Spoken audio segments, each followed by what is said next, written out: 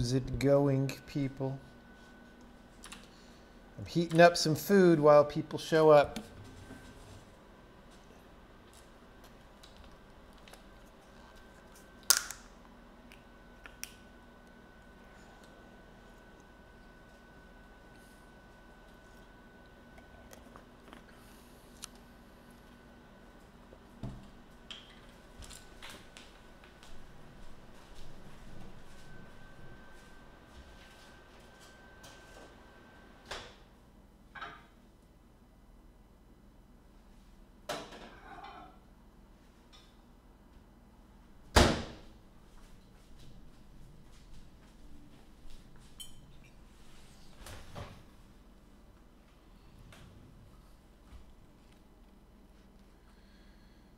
$500,000 total views.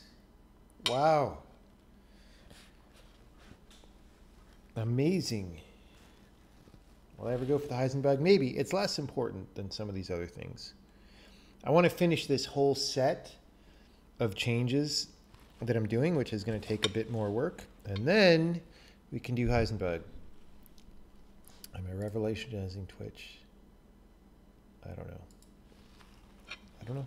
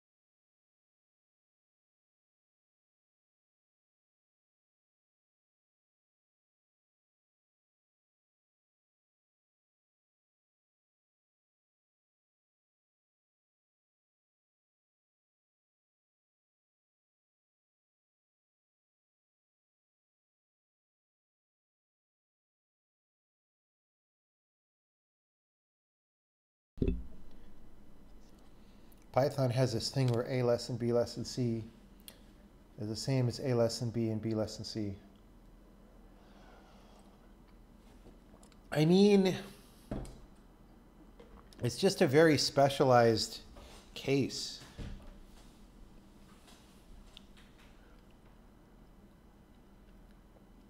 Like, how often do you want to say that?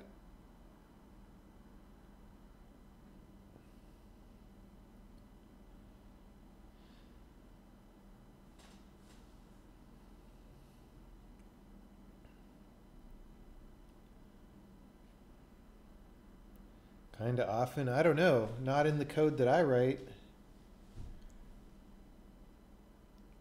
Maybe we have different styles. I almost never write that kind of thing.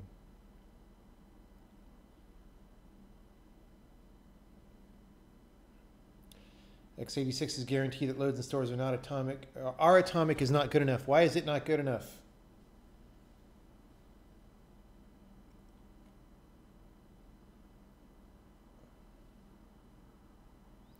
And why do you think I wasn't using atomic load store operations? Wait, what? I don't understand.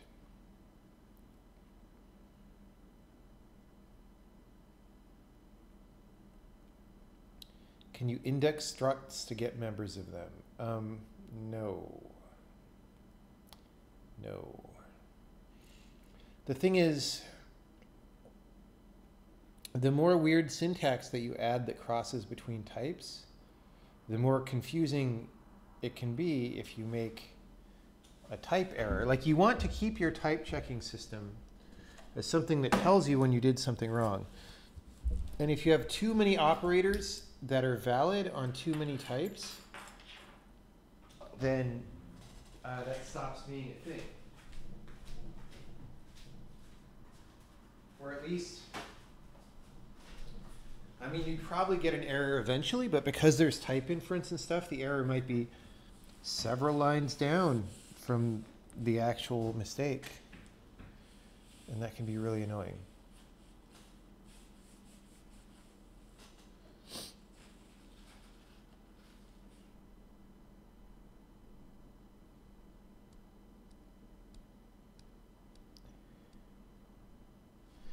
It's not good enough because it doesn't prevent the compiler from performing optimizations. There are special compiler intrinsics that are used to load store values in compilers for this very reason. Performing what optimizations?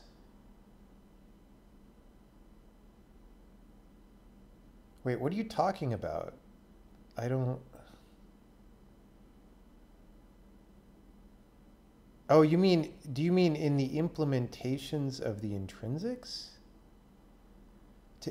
In the bytecode? In bytecode, we're just calling other intrinsics. So, like, we don't do anything there. I'm not sure what you're talking about at this point.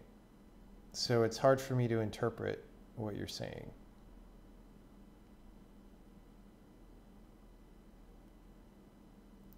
Memory order is kind of important. You really shouldn't just ignore it. Do you mean in the C++ sense of declaring the memory order? Or what? I don't know what HAMT is. I have no idea what that is.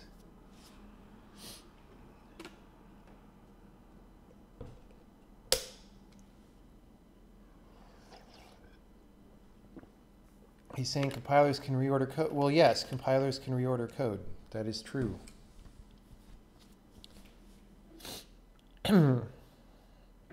For sure.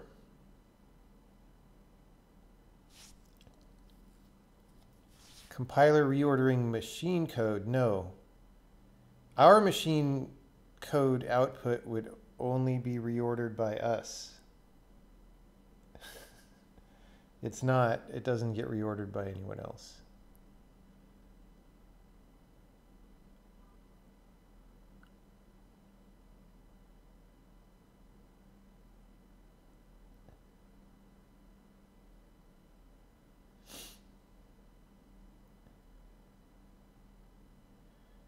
So you have a loop that reads a bool variable modified by another thread unless using top.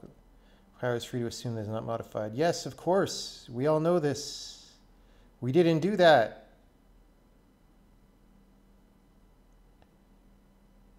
I mean, is there some misunderstanding about what we were doing? Like,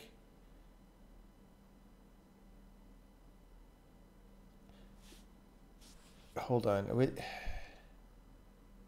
You watched the videos about, in the lock-free stuff, okay, if I understand what you're saying. Oh my God, my computer rebooted again today. Oh wait, no it didn't. Wait, it's just confused. Okay, in the lock-free stuff, we were using these, okay? Right?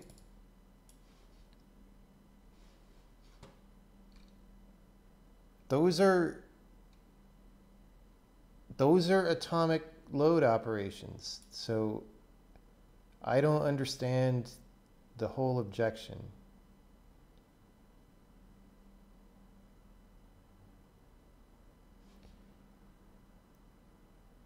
The problem is simple variable reads and, but we didn't do simple variable reads and writes. I mean, unless there was a mistake somewhere, but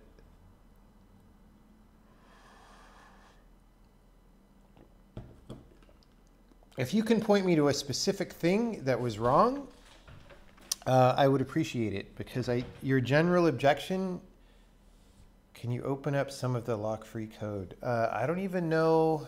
I don't know if we saved it.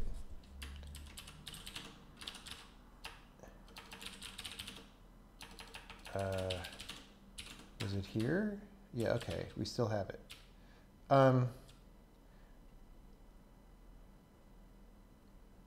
Okay, so like, here's,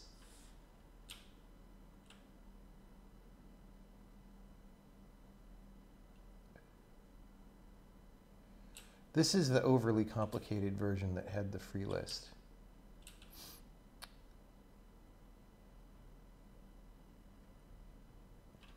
But line numbers would be great. No, I don't do line numbers. I don't know how to turn it on.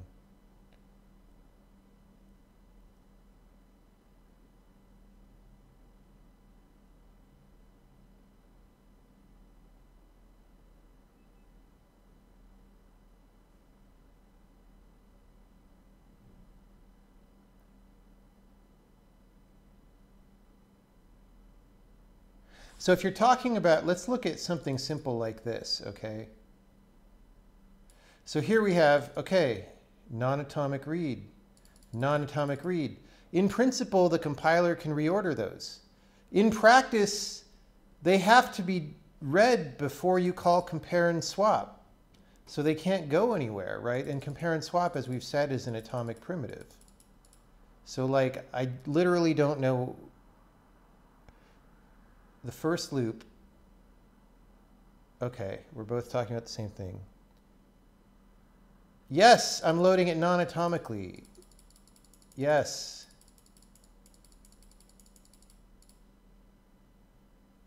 What is the problem with that?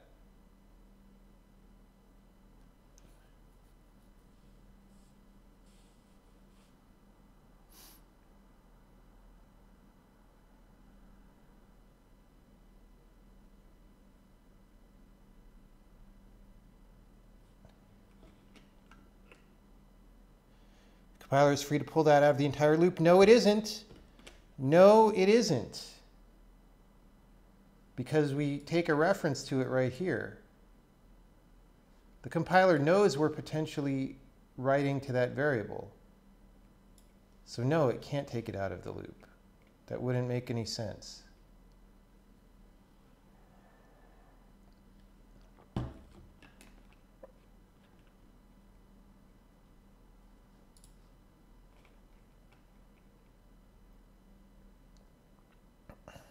No, I was trying not to do lock-free queues. Somebody said that there was a problem, so I decided to go back and look, but I think it is a mistaken objection.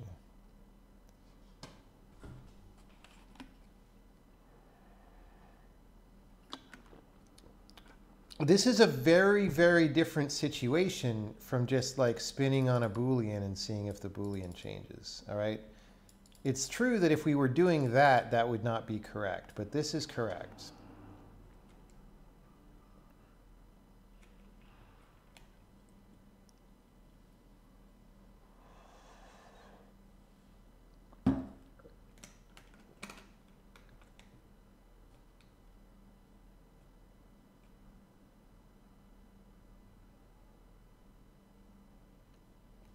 Compilers are only allowed to do code motion here if they can prove that this value cannot change, right?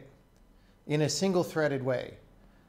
So for example, if there's any procedure call down here that the compiler can't analyze, it's not allowed to assume this can't change. If it doesn't understand all the aliasing in this procedure, right? If there's a pointer that it doesn't know where it points, it's not allowed to assume that this can't change. That's not the case in this example, probably. I don't know, maybe it is, but I doubt it.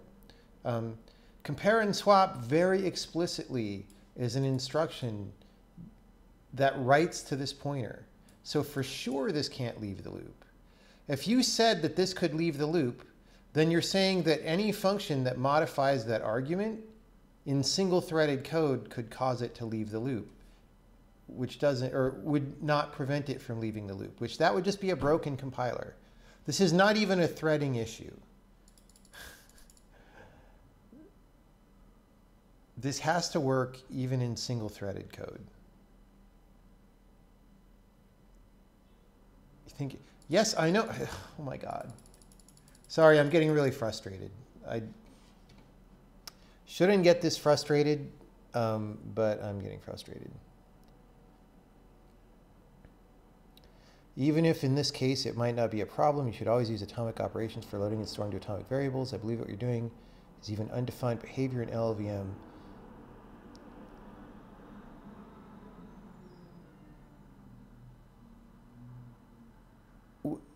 Why is it undefined behavior in LLVM?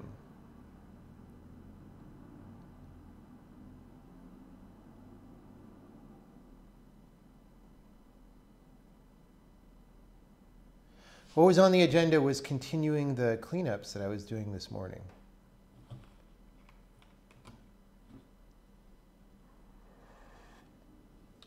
Like literally, forget this is multi-threaded code even, okay?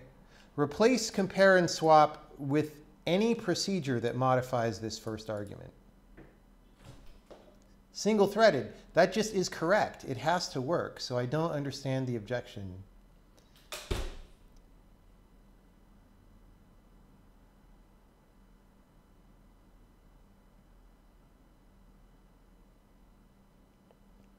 Has anyone ever met the people who believe the wrong thing about volatile and must be corrected? Because I've seen that correction many times. Volatile, I think there were people who believed for a long time that you needed to use volatile productively to do multi-threaded code. And that might have even been true for a little bit because compilers were not necessarily that aggressive about optimizing those things sometimes. I don't know, but I don't think it was ever, like what volatile means in C exactly was changed a couple of times, I think too. So it's very confusing. Like I think any other language just has to not use the word volatile and has to change it. LLVM requires you to do it using atomics. That's how, what do you mean that's how it is? What are you talking about?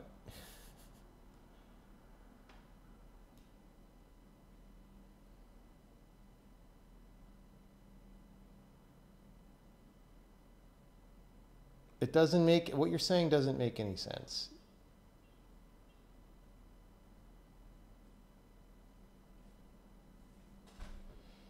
In my opinion.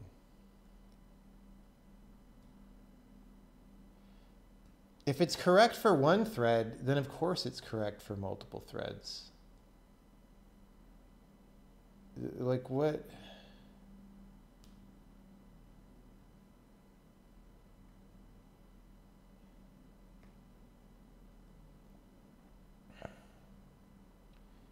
Sorry, I'm going to try to tone down my level of frustration. I just get, I don't know. There's certain communication styles that I don't do well with, and internet chat makes it worse because you can't really see the other person talking, so it's like, it's not the best medium for this kind of communication. Like, but I literally have no idea what the objection is still.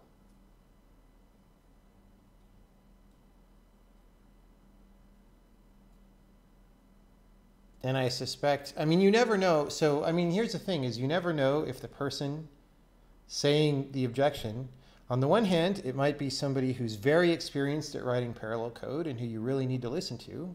And on the other hand, it might be somebody who just learned this stuff on the internet last week and is very vocal about their opinions, even though they don't know the subject. And it's hard to know through a text channel. That's the whole problem with the internet is you never know. You never know who's a dog. What about something like publish your model where the data is read prior to publishing, but the lock is read after? I don't know publish your model. I can't say anything about that. Isn't volatile still useful for embedded applications where memory can be written to by hardware external to the CPU? Yes. But as I was saying on the previous stream, you have to really know the hardware and the behavior of the memory in order for volatile to help you be correct in that case. As long as you know those things, then you're fine.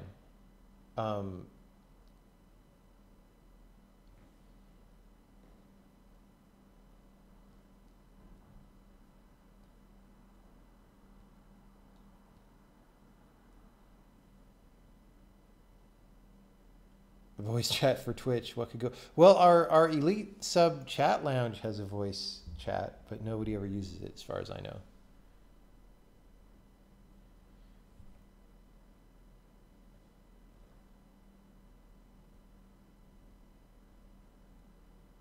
The hardware designers are not stupid and make the hardware behave in a C-compatible way. Yeah, totally. I mean, for embedded systems, yes.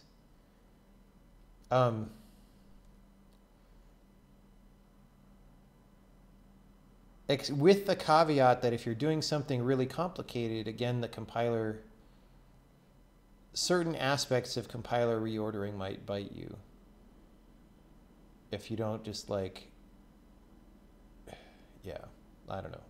I mean, embedded programmers know what they're doing and how to make it work. We'll put it that way. But yeah, again, that's a different case from multi-threading.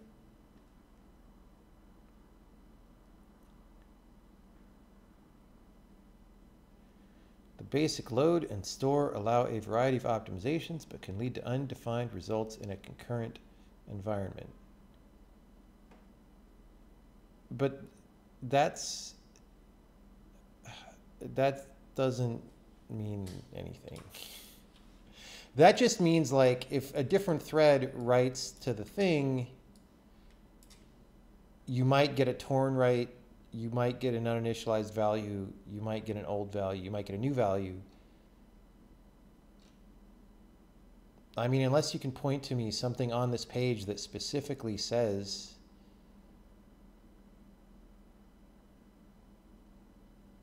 that this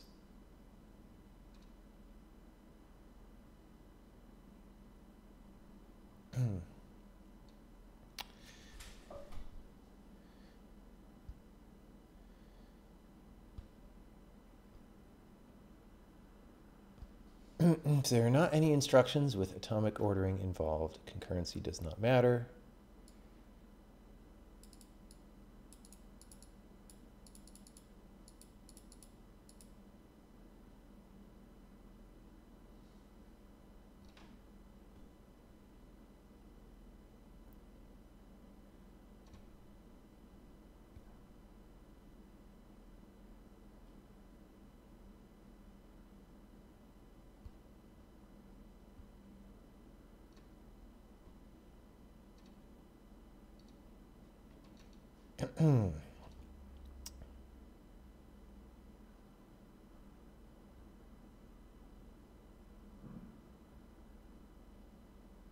If there's a race on a given memory location, loads from that location return undef. That's fine. This is all fine.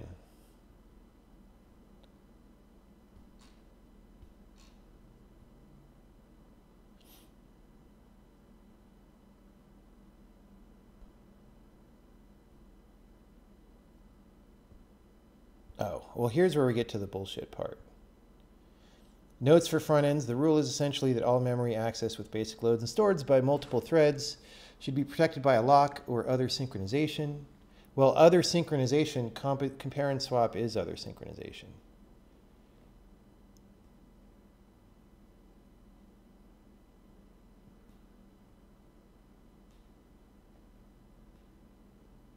Yeah, I don't think this says what you mean, what you think it says. I mean, okay, let me put it this way. I certainly have lots of problems with the undefined behavior weenies that seem to be all over compiler culture these days. And they certainly could go declare that LLVM would make all this illegal. I don't think this says that. I think it says the obvious thing, and they're just trying to say it in their high level spec way without referencing specific hardware. They're just saying the obvious thing, that if you load this and another thread is writing to it, you don't know what you're going to get, and you might not get it in the order that you thought, which everybody knows that. Well, I mean, everybody who's educated in threaded programming knows that. That is all that I read this spec to be saying. If they, I mean, you could imagine somebody putting on the crazy Chandler Carruth hat and saying, if any other thread can be proven to be modifying this at the same time, this is UB, and therefore we can optimize that function out because it can't possibly happen.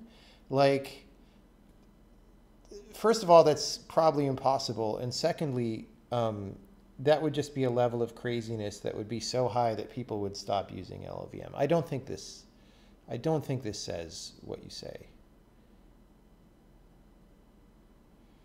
Even if this particular piece of code is correct, it's very easy to get undefined behavior if you change it. And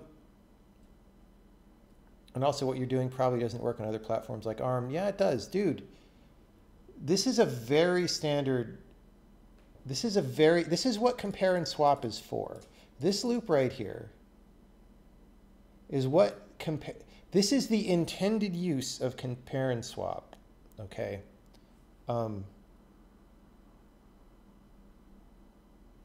I don't even know how to say more than that. Like,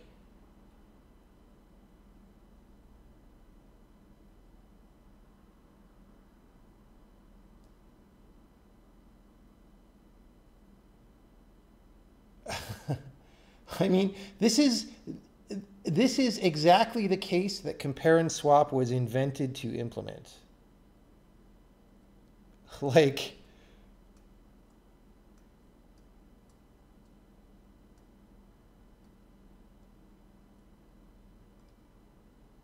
yeah.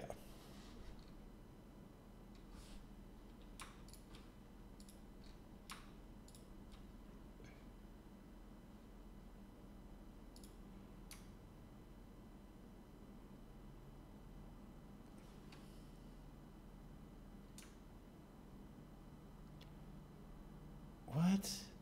People are replying with like images of supposedly lock-free code that don't use sync primitives. Of course, if you don't use sync primitives, your code is going to be wrong. Cas is a sync primitive. Oh my God. Okay. We're going to just trying to tell me what you know to be the case in C++. I'm sorry. I don't believe you.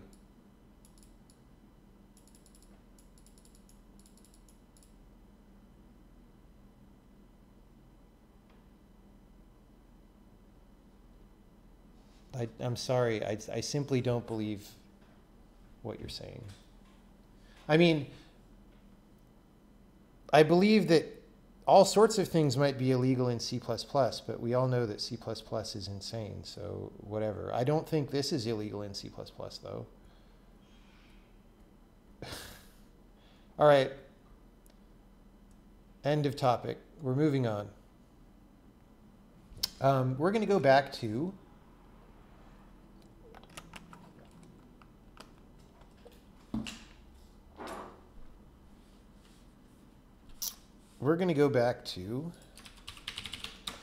the work that we were doing this morning. We were cleaning up all this stuff, and I went and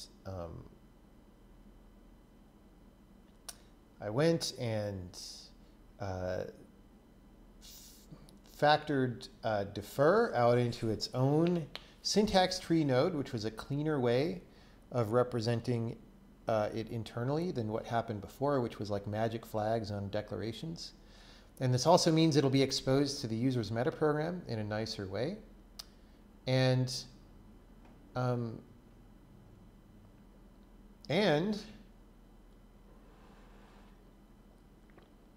however, in the process of doing that, we had to take out this one bug mitigation for a little bit because I noticed that it wasn't correct.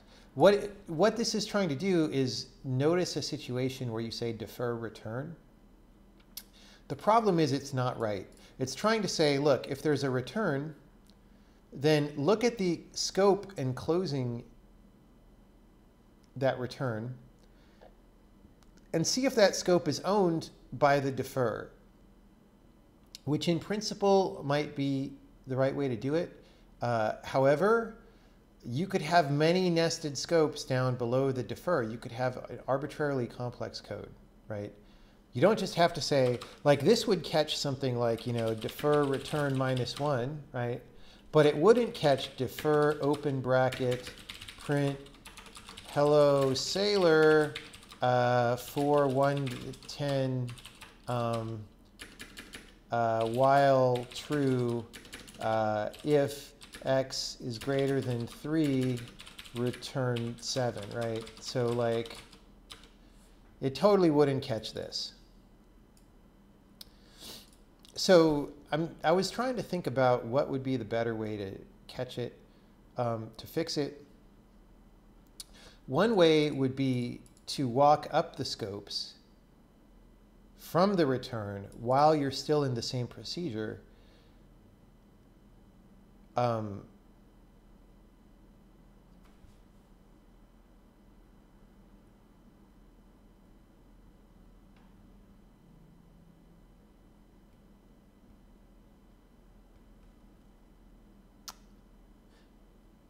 And the other way to do it would have been like when you start, so let's go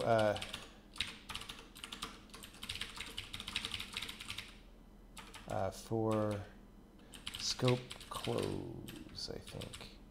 Yeah, so here when we do a defer, we emit code for the block of code that the defer has after it, which could be this, that's a block, could be that, right? We could just set a flag on the bytecode builder, or even more, just set this defer, this pointer value essentially, as the flag. And then if we ever hit a return, like if this emit code for block involves us trying to generate code for a return, we can check that flag and say, hey, hey, you don't want to be doing that. Either of those will work. I think this one might be faster. It's a little bit more complicated because it's non-local.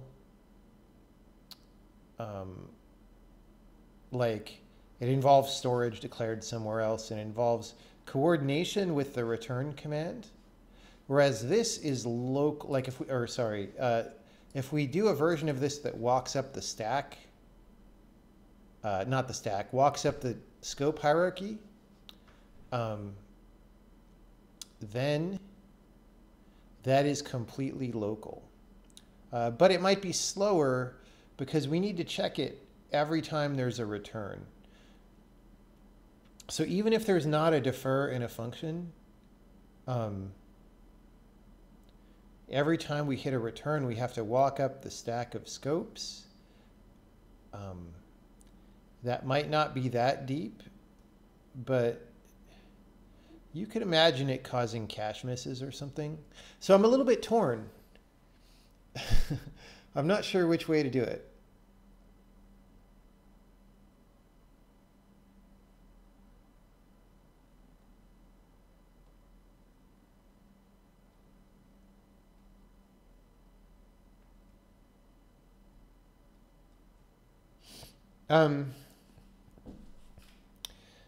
I feel like I want to prematurely optimize and do it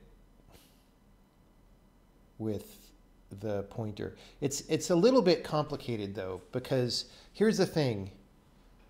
While you're doing a defer inside this block, it's legal to have a defer in there as well, right? Because that could run at the close of one of these sub blocks.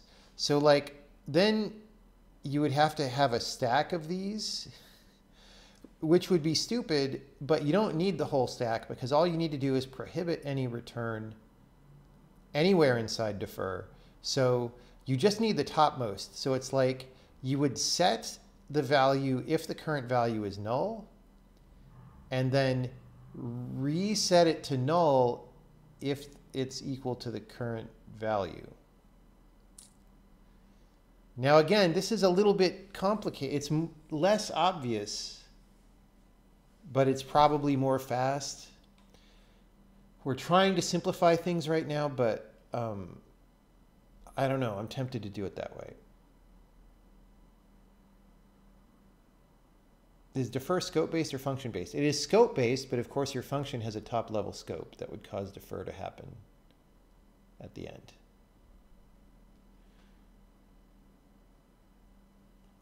Yeah, when you have a loop, yeah, so this for loop has a scope here, right? Whether you put the braces or not, that's a scope.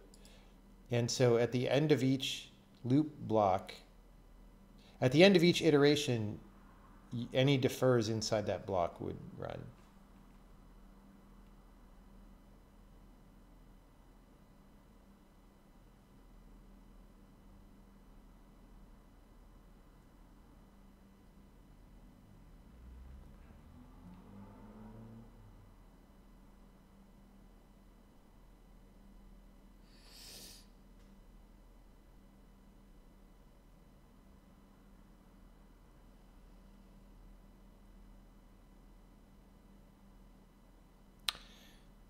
Well,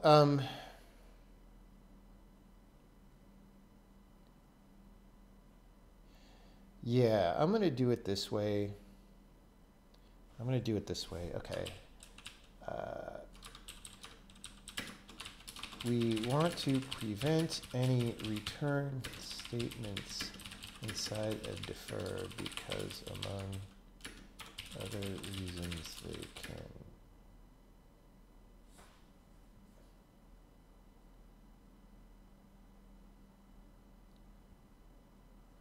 I don't know why this was causing an infinite loop. You know, this defer return whatever, if that was infinite looping, that was also a bug. Because a return inside the defer should be later in program text than the defer, right? Oh, wait. Right, okay. The defer is earlier, right, okay. Yeah. Because it can cause the compiler to infinite loop, but also they don't make a lot of sense in the general case. We could do this by walking up the scope stack, or the scope hierarchy every time there is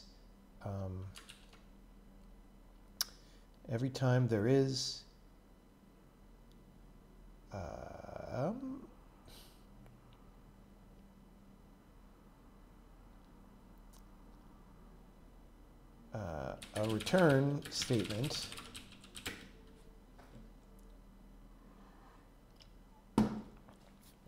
but that might be unfriendly on the cache for big, deep functions, procedures.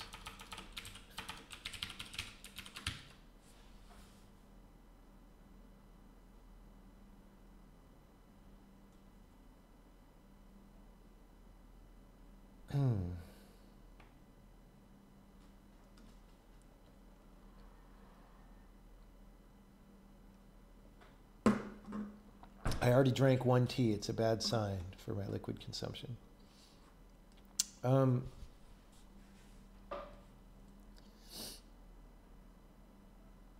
So instead, I am using a method where we store a pointer on bytecode builder and just check that one pointer when we emit bytecode for a return.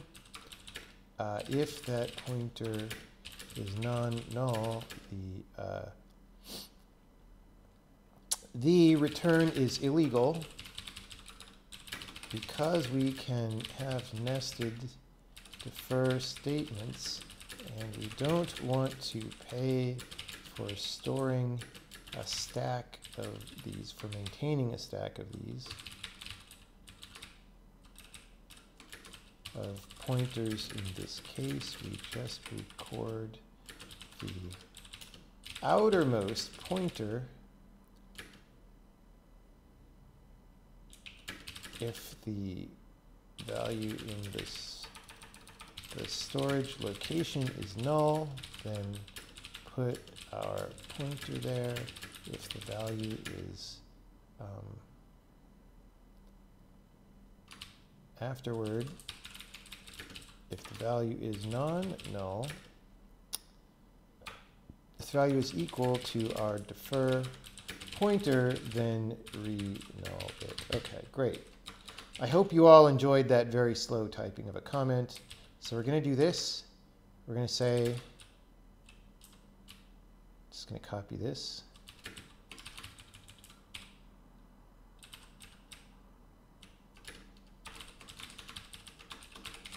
If outermost defer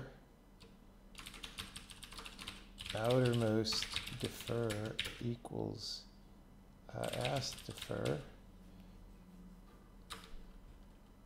I mean, this is a little bit weird because we don't really in principle need to check this twice, but whatever. If okay, so that's fine. So we're going to label this return inside defer. We're going to go to where we generate emit code for return. If outermost defer interp report error return inside defer is illegal. Report info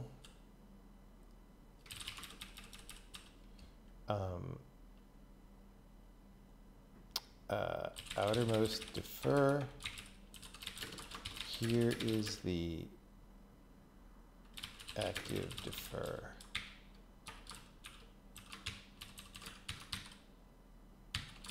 Okay, return -1. So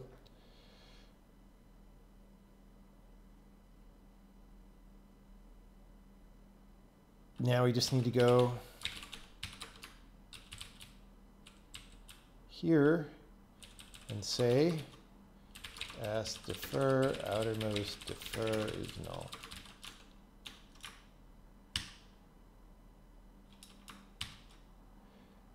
Report error, no overloaded function takes 1 argument.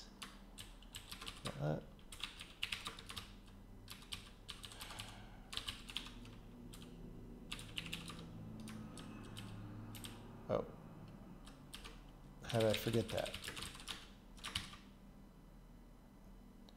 Okay, so first we make sure we can compile Sokoban without that tripping, and then we'll go through a bunch of test cases. Just to add to what you said earlier, using those atomic primitives has no additional cost in LLVM on x86. It generates regular moves, but it gives you the right behavior on any platform LLVM supports. Right now, you also don't support the bool variable in a loop use case since you don't have these intrinsics. Right. I mean, we need to support the bool variable in a loop embedded programming thing. We need to have our version of volatile, hopefully much more carefully defined, right? But that's not necessary for that case. Is the parser recursive descent or LR? I mean, it's recursive descent-ish.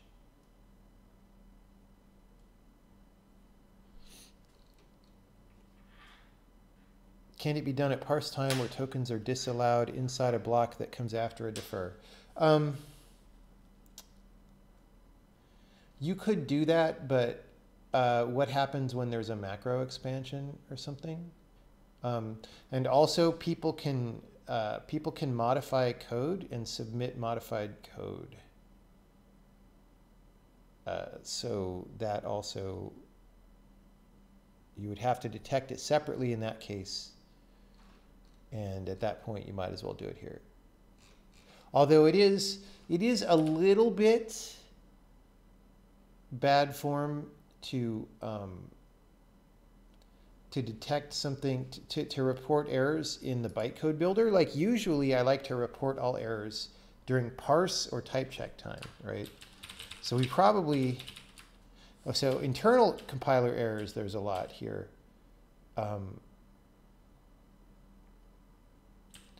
There's a smaller number of actual errors. I don't know why we have so many errors in casting. That's weird. But yeah, we're like 15 errors in and we're at line like 2700. So there's not a lot of them.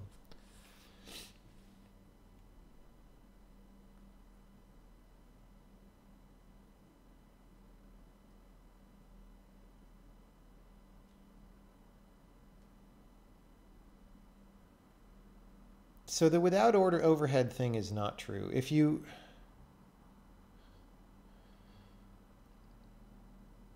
I don't know why you're saying that.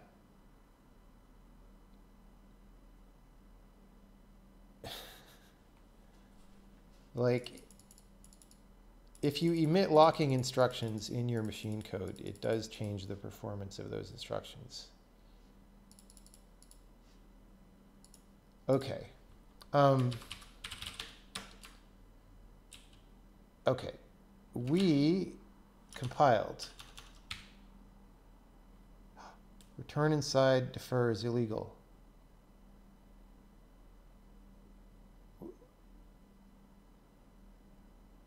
Why?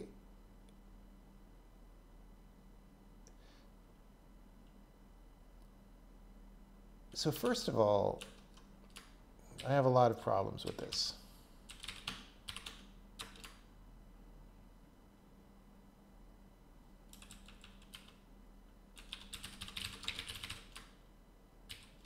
So first of all,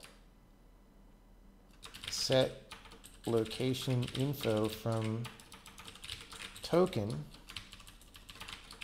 ask defer. No, this ask defer token.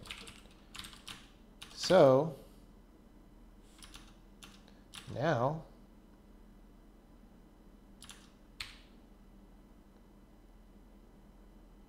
okay. Now I'm even more, because we peaked next token.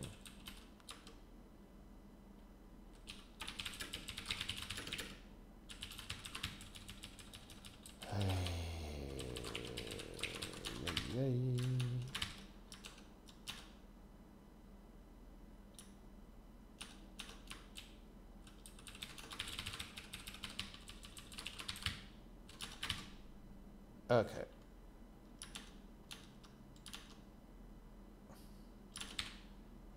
Okay. Same for return. Like, we're not highlighting the word return, so we got to do that. Keyword return.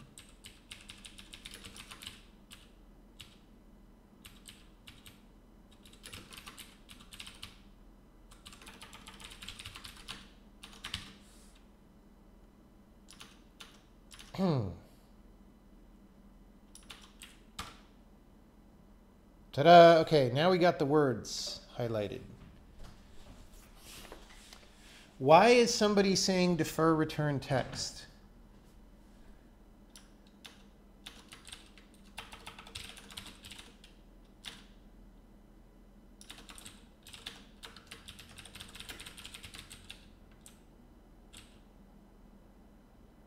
I think that was maybe somebody's test that they left in, because it doesn't like make any sense. There's only one exit point and it's down there and it returns text. So I hope that was a test. All right, so Sokoban compiles. We might have a test that has defer return in it. I don't know.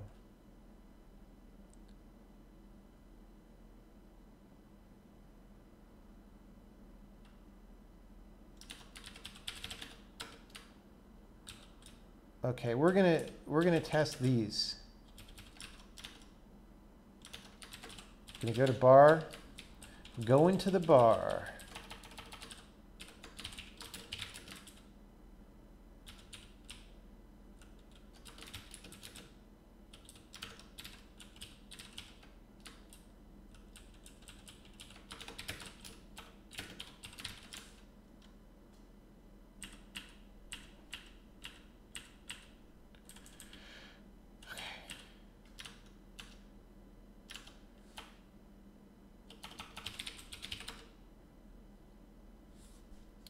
Return inside defer is illegal. Here's the active defer, line 9. See? The return's way on line 14. Here's the defer. Return inside defer. And again, if that was a macro expansion, you would need both those locations even more. All right, so it detected both of them. Let's get rid of that one. It's still going to tell us the other one. Let's get rid of the 7. Well, now we're missing. K int equals -1.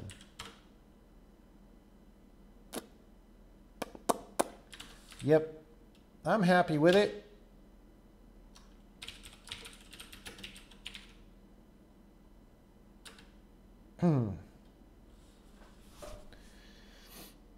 Going to the bar for dinner.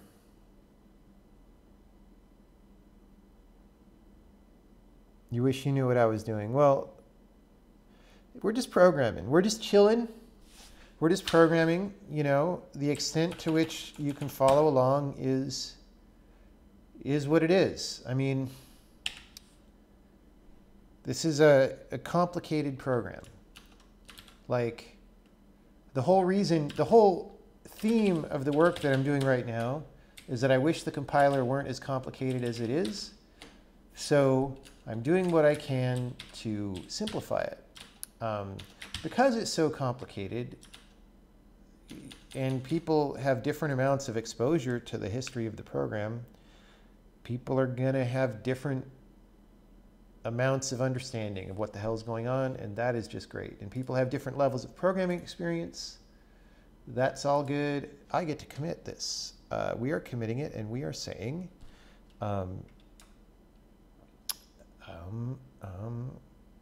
refactor so that defer statements are represented by asked defer. Boom. Victory.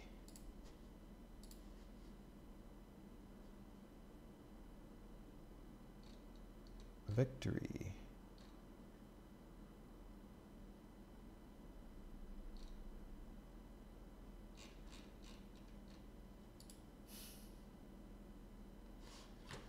Okay. Now, I want to do this cleanup because this was the thing that I spent like, it feels like 40 to 45 minutes. Maybe it was only 20 minutes. There was a big problem during this morning's stream where I kept getting things wrong around this.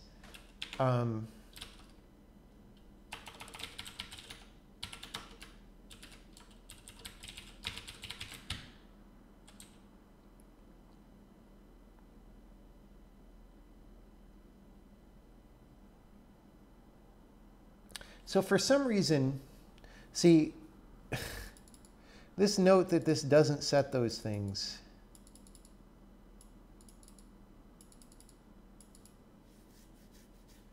Let's look at why that might be. Like, who else uses it? Arguments block, returns block. Okay, definitely you don't want to copy those.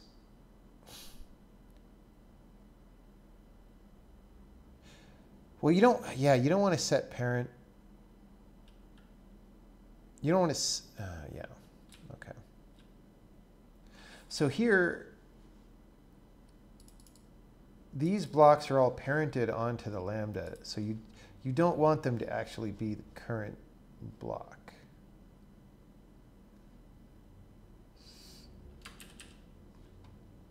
However, this is literally the only other place that function is used.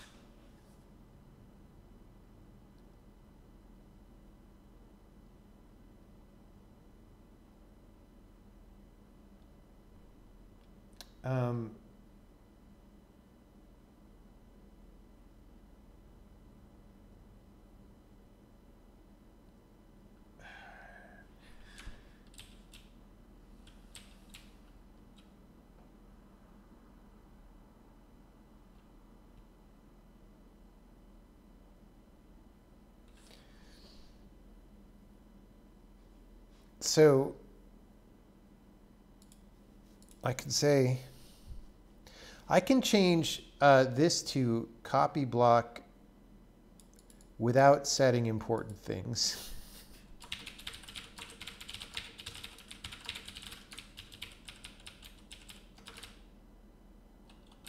And this one's called copy block setting important things. And this one is just going to say copy block setting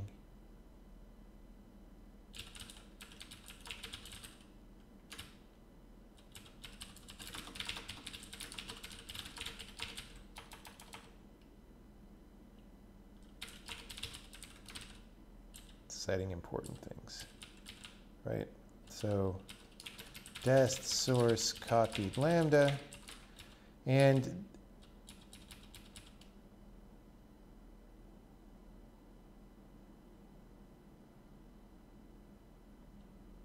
what is polycopy expressions? I don't even know what that is.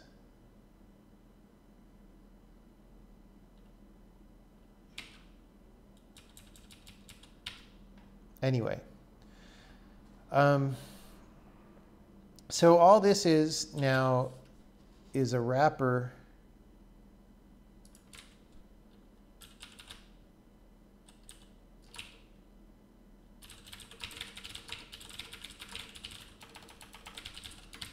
all right.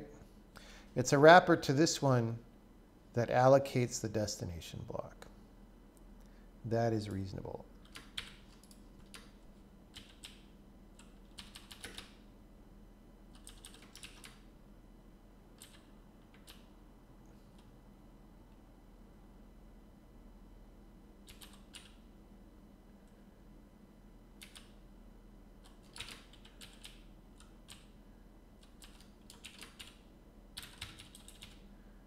Okay. This is like more routines than I would like, but that's where we're at.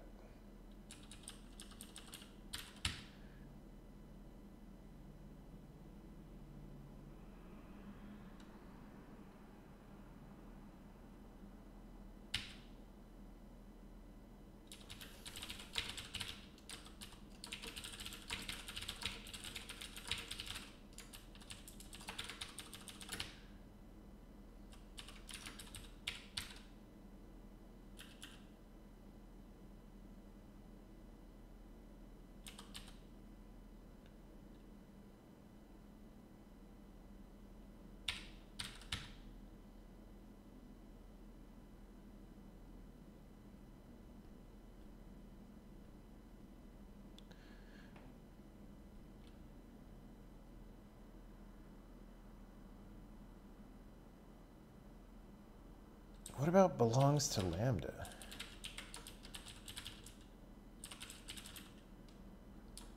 Oh, we set it up there.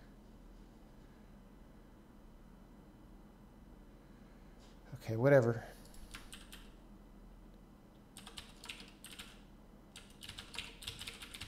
So I should be able to replace this manual thing.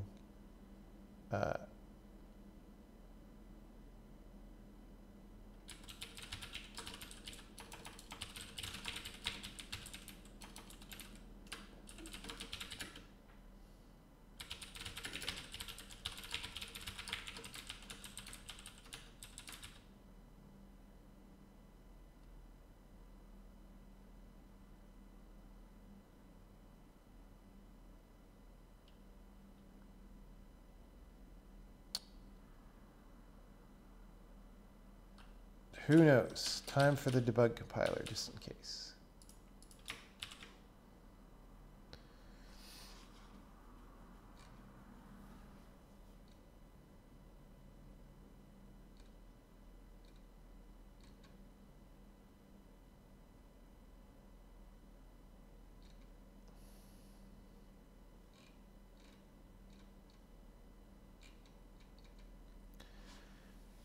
Okay. Boy, we have a lot of errors. I sure did something wrong. Oh. Lots of people. Wait.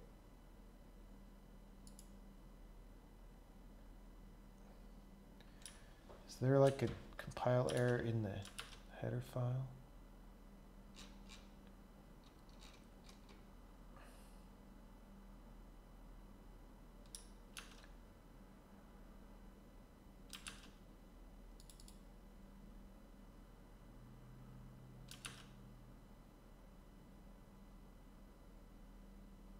Wait, what happened to copy? Whoops, I put this in the wrong place. Haha.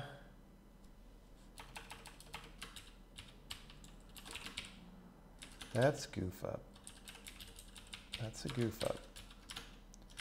It's a straight up goof up. Goof down, goof around. Copy block.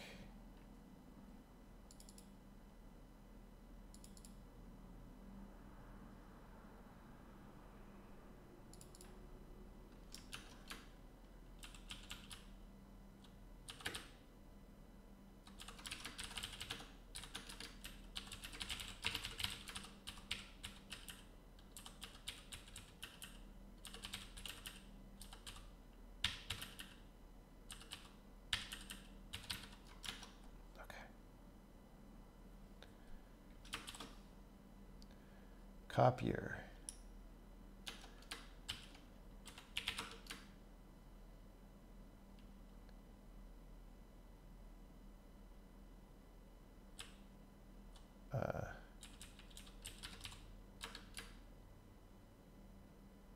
Okay, we didn't put this version in the header file. That's why I was confused, because my brain wanted to see the right number of things. Oh boy. Sure are making this a lot more work than it should have been. Copied lambda. 74. Oh.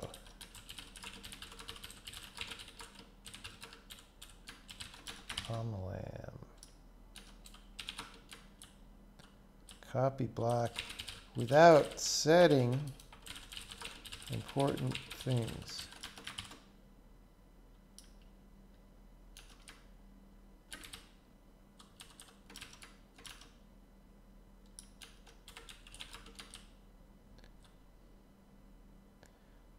Copy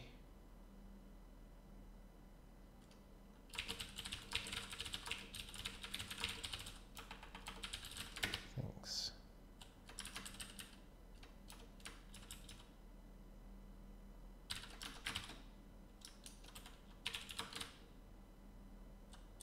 Boy.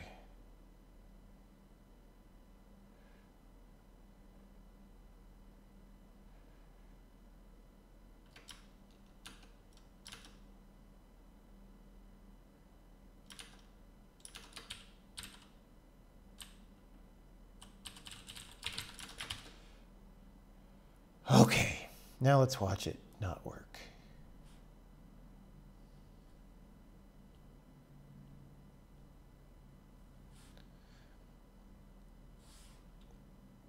Yeah, the problem with teaching people object-orientedness that object relations are based on, I screwed it up, based on real-world relations, is that those aren't actually the best way to structure programs almost ever, right? Oh my God, dude, kill me. What did I do wrong?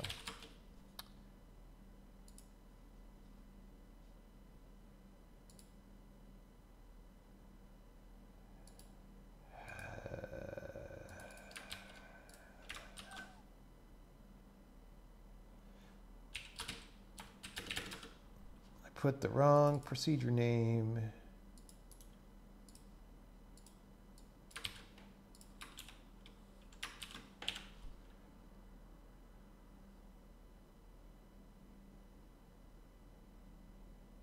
Am I saying that apple is not a fruit? Parse block.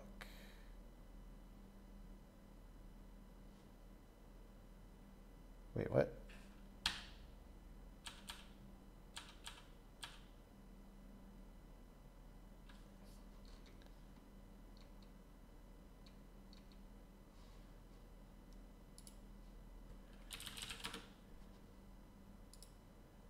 Block type, block uninitialized. It's imperative now.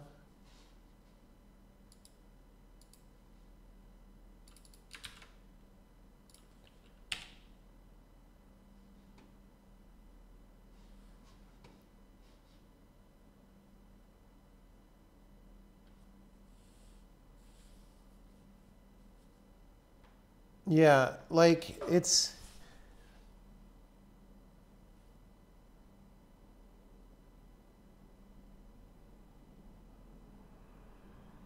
I wonder if using the real world to explain that kind of object-oriented relationship is worth anything, or if it does more damage than good. You know what I mean? It's unclear.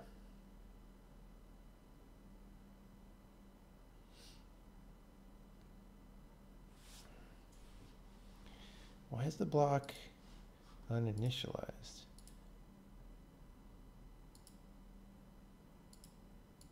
Probably because we're passing things in the wrong order.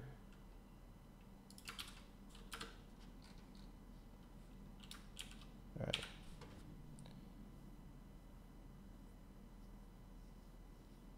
I really messed something up.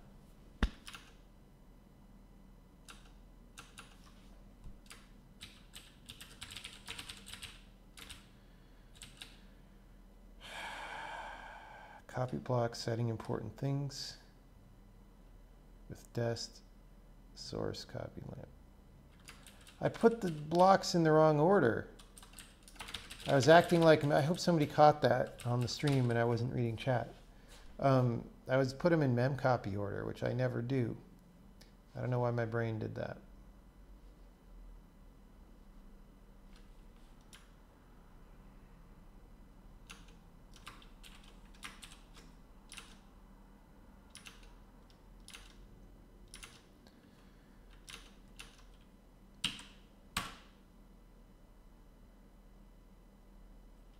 Okay. That is the thing with parent not being set.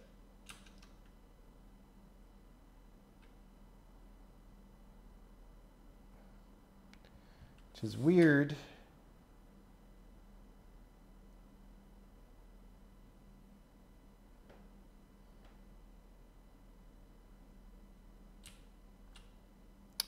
See, why is this either or?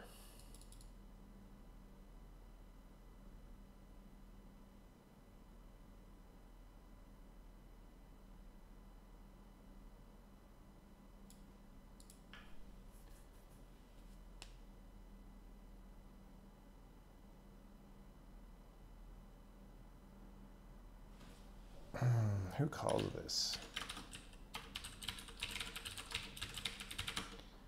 It's like people use slightly different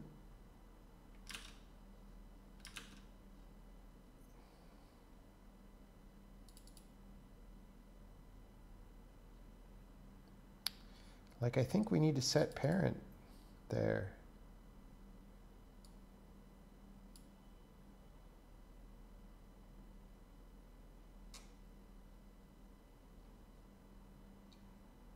Except we reset it down there.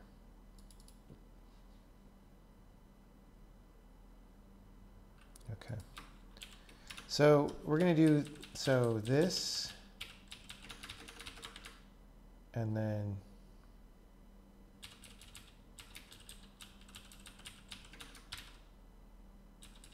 that.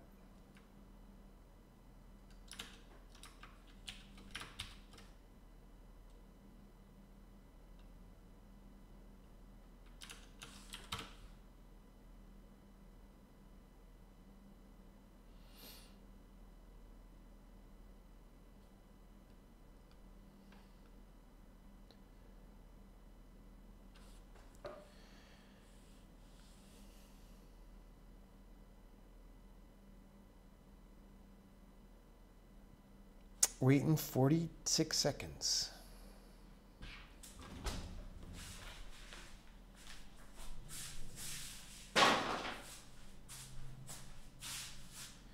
waiting 46 seconds.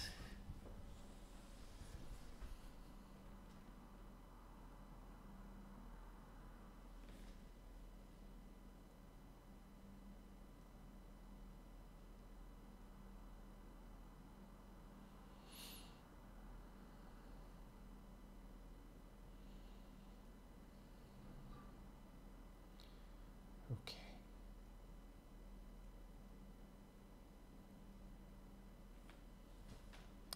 I guess we'll run a debug run tests. Oh, wait. Dash debug. Any questions about that?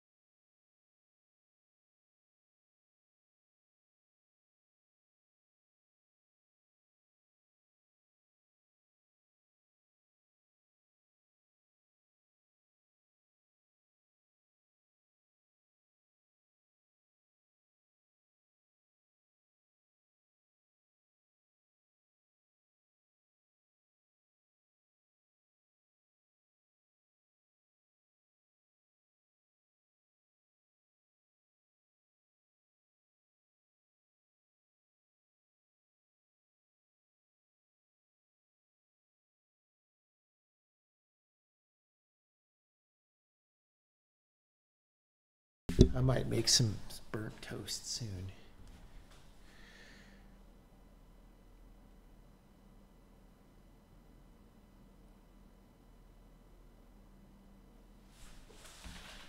I like burnt toast.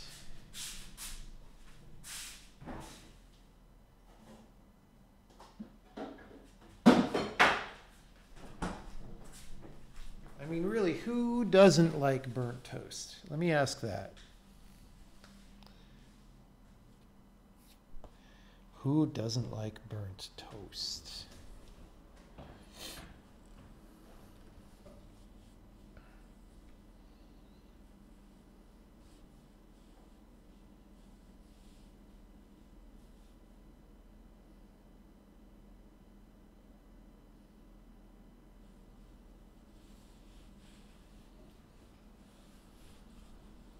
You like lightly toasted toast. Well, I'm sorry, but the end user license agreement for this programming language is going to say that if you use it, you have to like slightly burnt toast. Not heavily burnt, but like a little bit. Hey, I'm glad you're enjoying the streams. Thanks, man.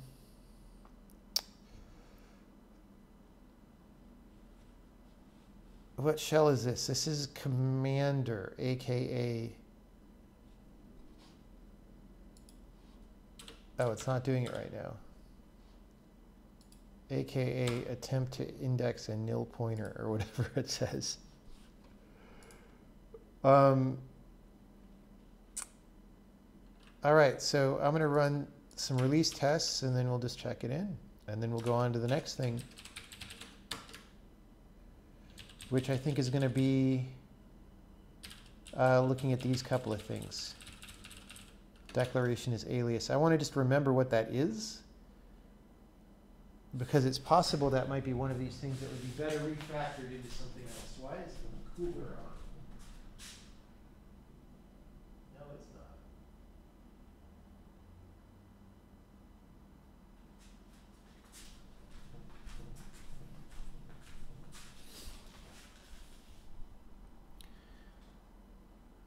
Your wife is not a programmer. She's a nurse and knows zip about coding, but she loves your streams. She says ASMR for outbursts at Microsoft. All right. Well, somebody has to provide that service. Build your own VM in Gary's mod Lua, which has been experienced so far. Okay. Right on.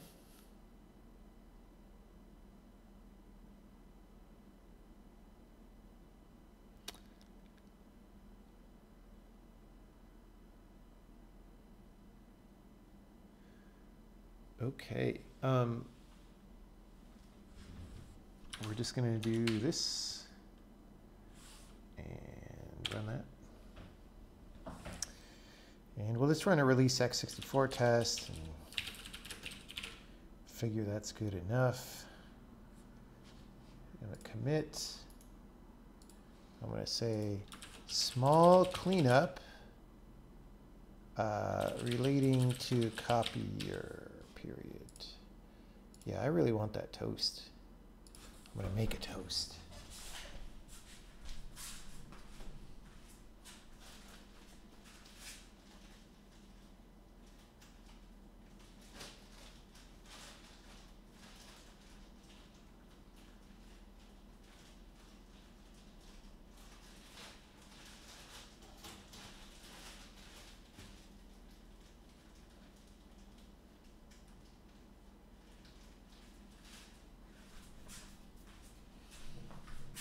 Okay, so what was declaration is alias? Is it necessary? If it is, can I name it something better to help me remember what it is? I know. Not used that often. Set in one place. Started with using. We said using.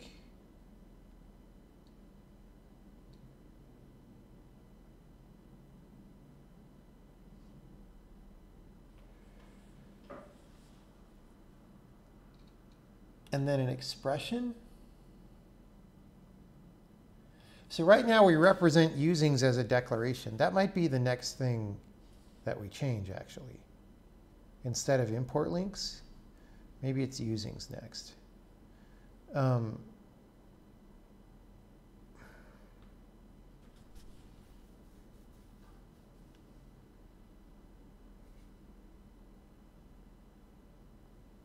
The reason we make a declaration for usings is because it used to be that declarations were the only thing that could go in the scope, the list of variables in the scope, right? And if you're doing a using, you need to insert things in the right order in that scope.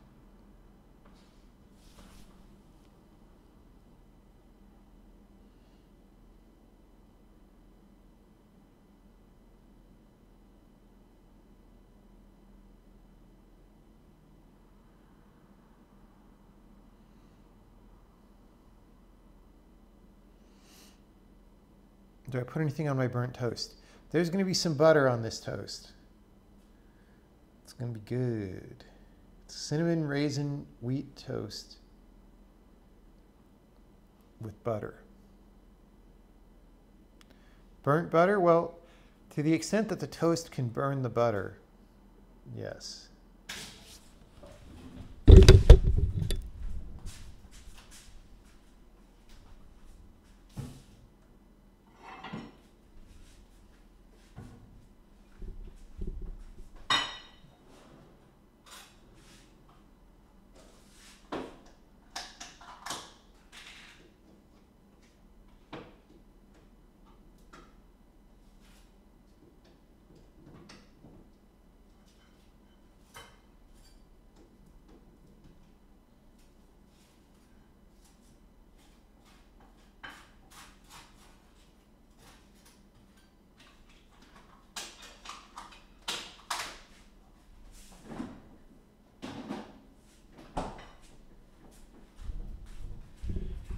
Yummy. If we're good tonight and get a lot done, we may even whip out the chai latte cam. That could happen.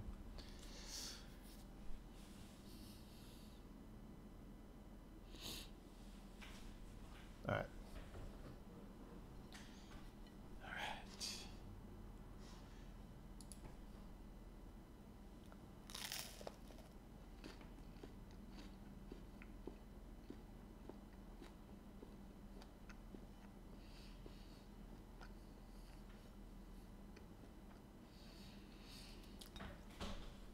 I tell you, slightly burnt cinnamon raisin toast is pretty good.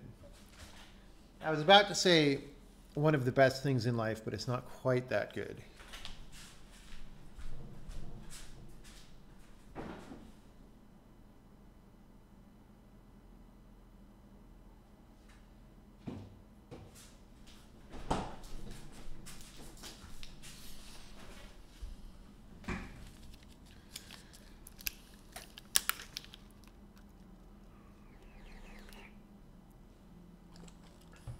Yeah, I guess it depends on where you draw the cutoff for best things in life.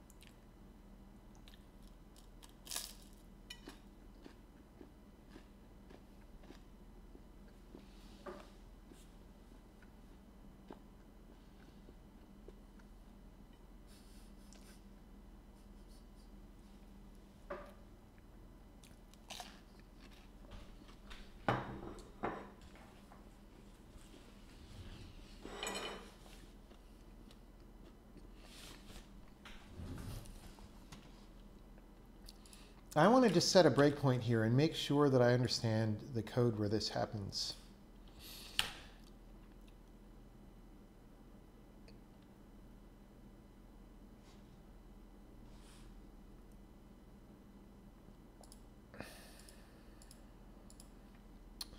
Line 441 of preload.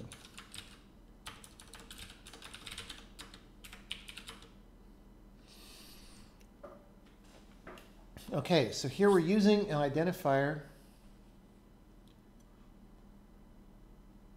Why did I call that is alias? How does that make sense?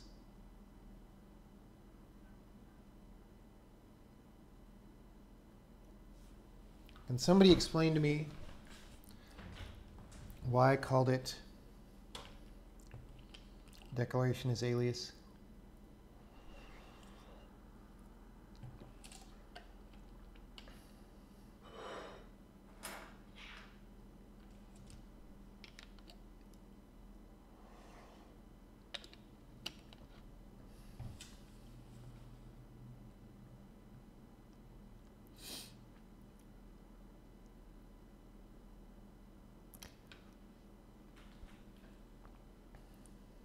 Wow, if my toast eating makes everybody hungry, I should get some sponsorships on this channel.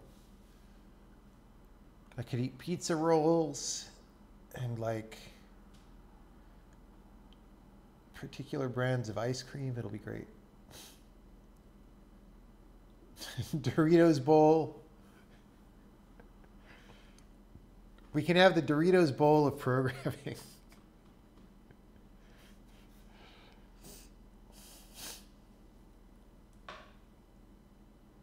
Someone really wants to know if we want to guard against floating point numbers here. What do you mean guard against floating point numbers?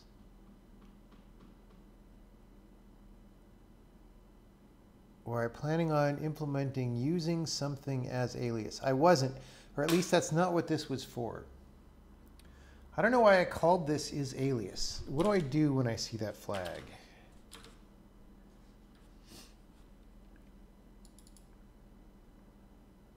We ignore the declaration when we're emitting code, but that would happen anyway if we switch this to be a using.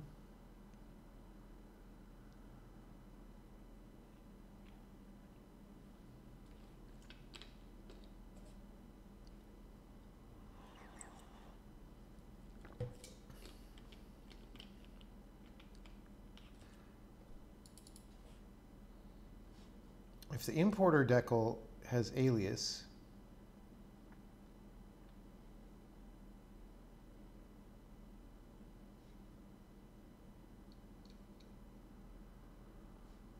if it's a lambda, if it's an import, this is if it's a using.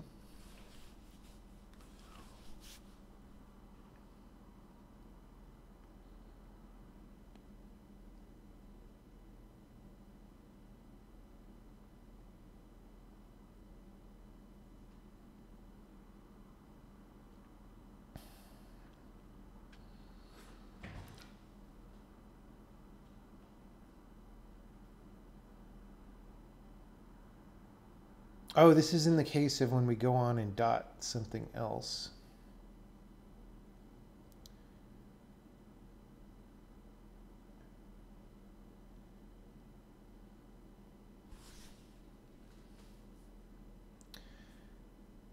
Okay.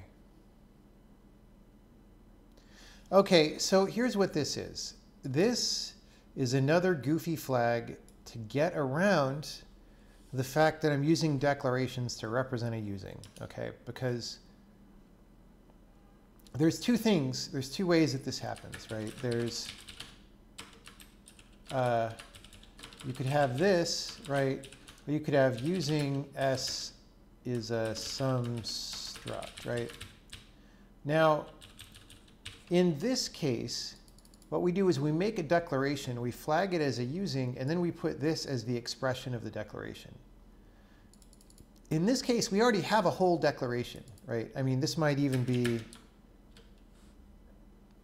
you know, this might, so this is a declaration with a name and a type slot and a value slot. And so then we just have a flag that this is a using, all right? So when we come to generate code for these, how do we know the difference between these? I guess we could check the identifier, but I felt like that wasn't clear enough. And there might even be cases when there's no identifier in this version. I don't know, maybe not.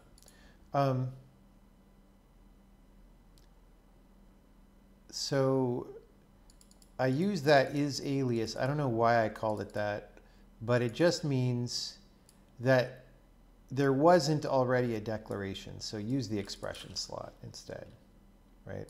And then down here, boom.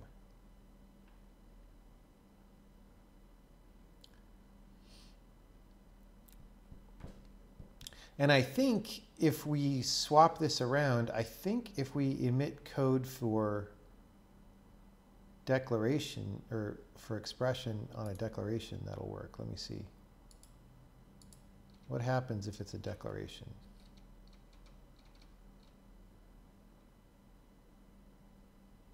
Oh, no, that's not the right thing.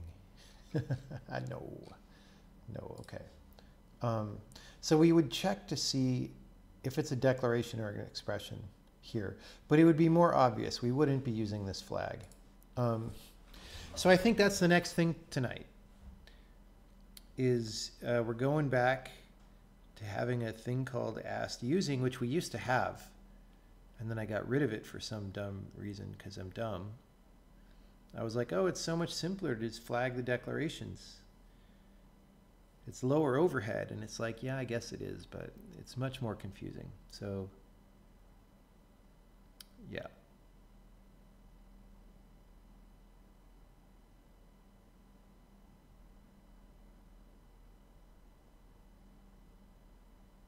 I got to figure out why the heat is not on. What's going on? It's so cold in here.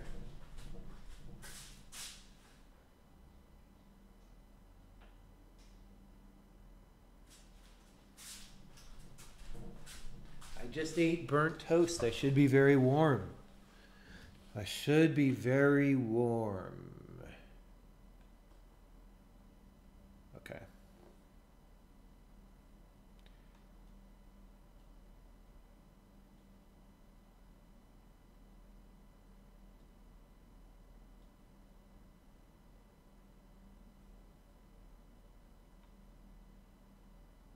Well, guess what? We're making another syntax tree node.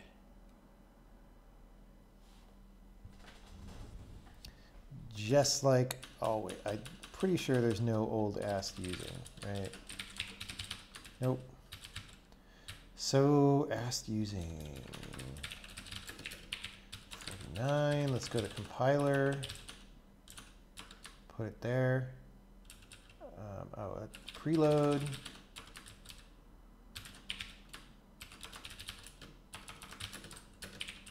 Right, and then we'll do a code using.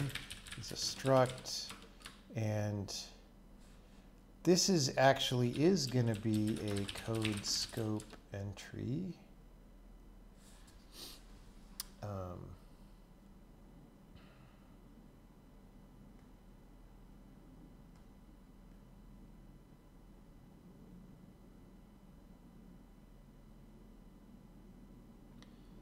Although the name is not going to be set ever.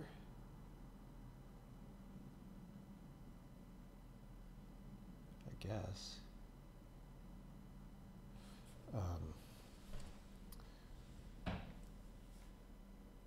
No, you know what?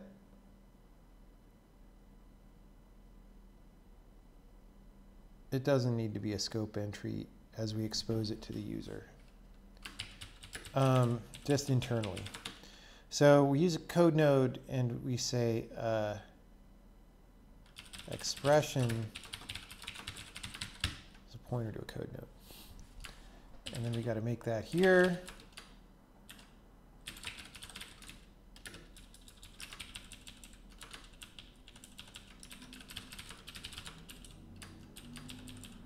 Okay, and asked expression is null.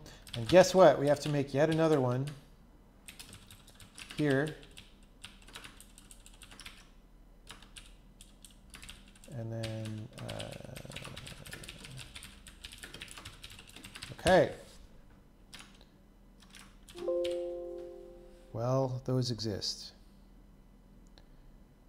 We're not really using them yet.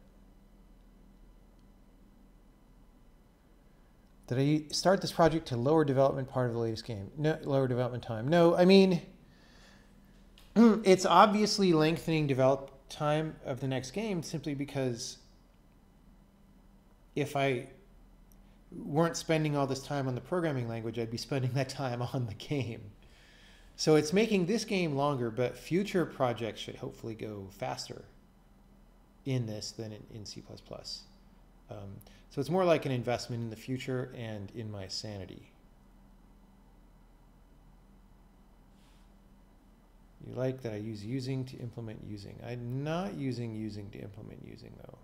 Am I? I don't think I'm doing that. Okay. Let's go to all the usual suspects. So copier. I'm just going to put it next to defer.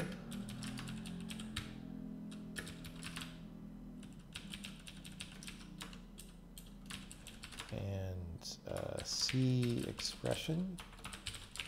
We got to go to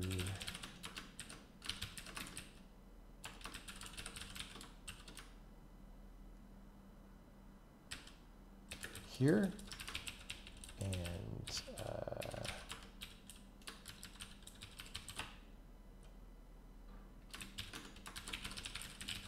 there, and then messenger.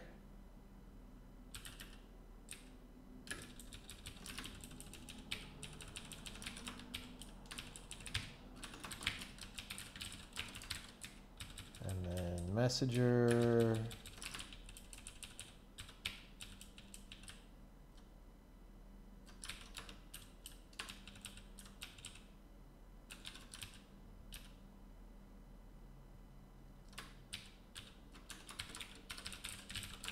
Okay, that hopefully is all the glue required for a new syntax tree node type. Unless I'm forgetting something, which I may well be.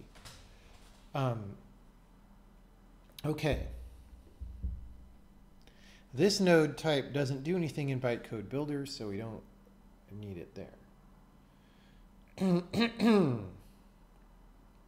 I mean, I guess there we say don't emit any code for this. Oh, this is not everything actually. Okay, hold on. For defer.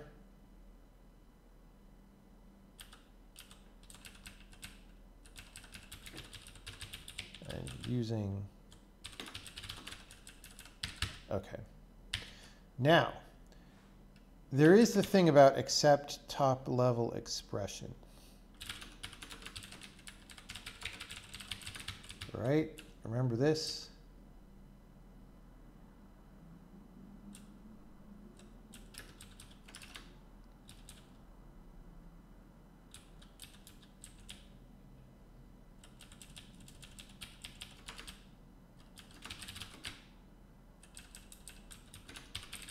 Okay.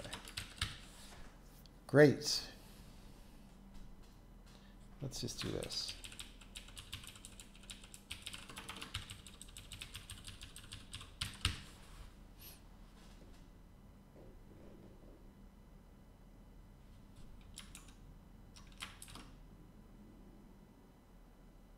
And I can even check this in. We're gonna run and just verify that we still run. But before we start doing anything with this, we will check in. Because here, so far it's been straightforward. From here is when we start to make a mess.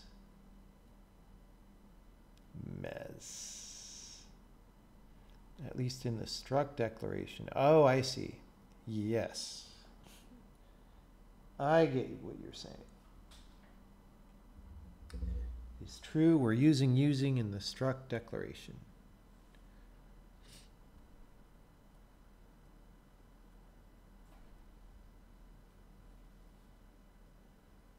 Come on, 42 to 46 seconds. All right, run it. Test it. Loop it.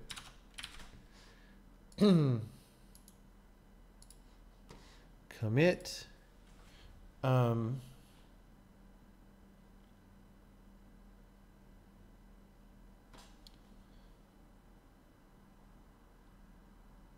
What am I saying? I'm saying prepare for switching using commands to asked using.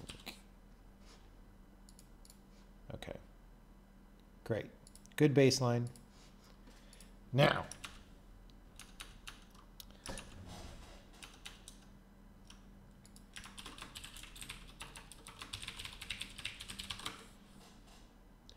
so here's a flag that we use much more than that alias flag.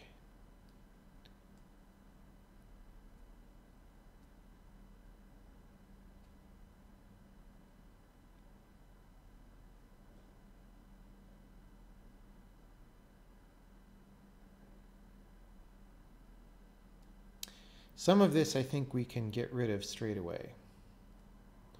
Type table. Type table, we forgot.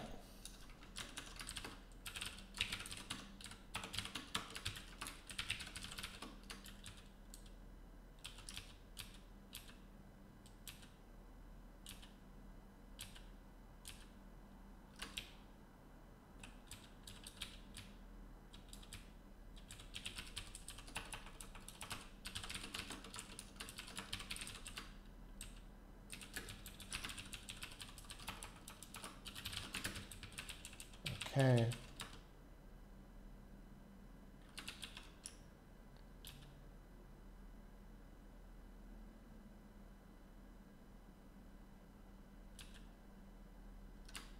Yeah, add.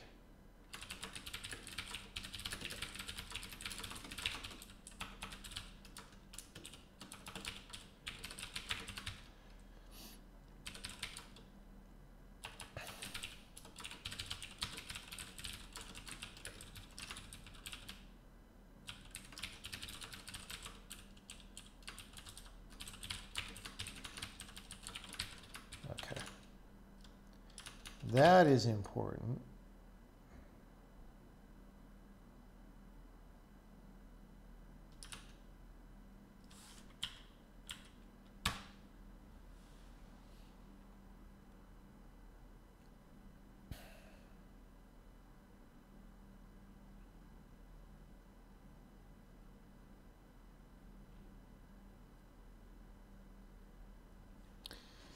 Waiting.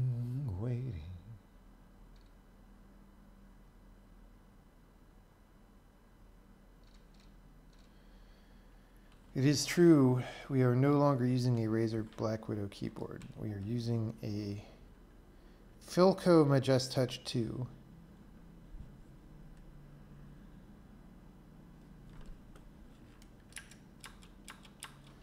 That I wish I could adjust. I don't think it's adjustable.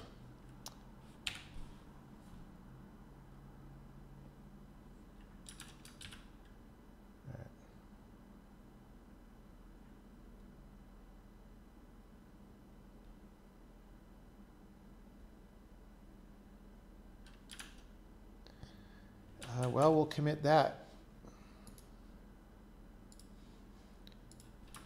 More prep for asked using thing.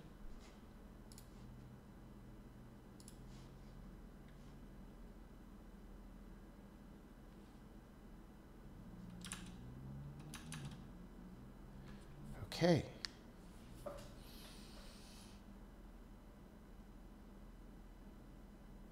Well,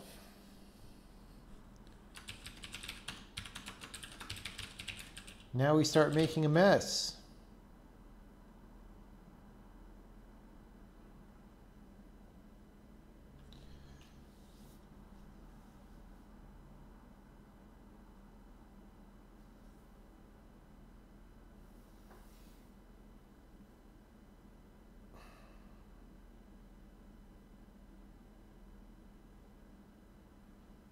Okay.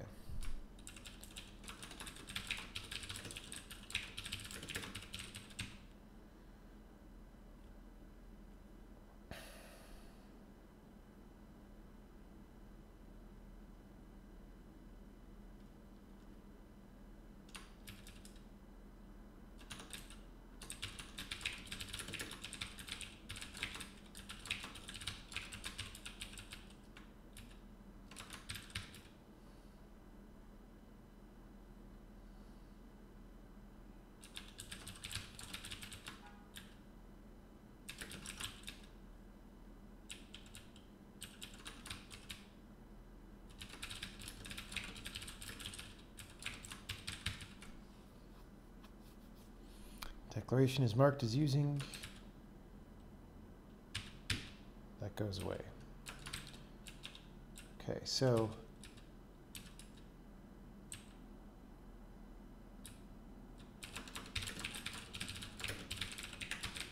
report error. Using is not using doesn't work with compound declarations. Maybe we could make that work in the long term, but that doesn't make sense. It doesn't make sense.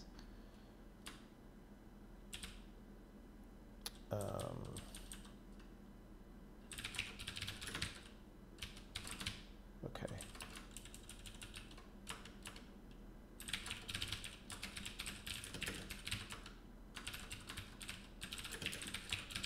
Okay, so now we are returning an asked using. That means this has to be a scope entry for that to work.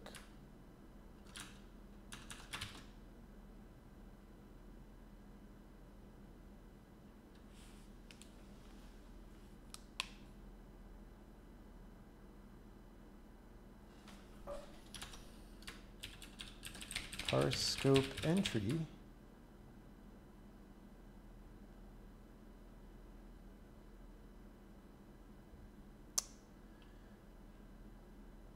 Wait, what?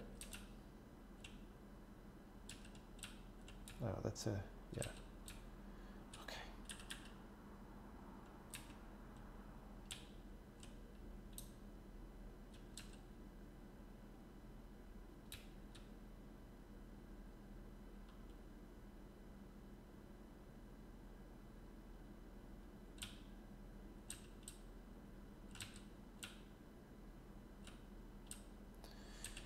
So this isn't a parameter list.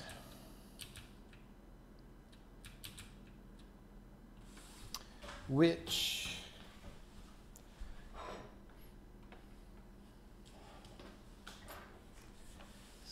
kind of messes with us.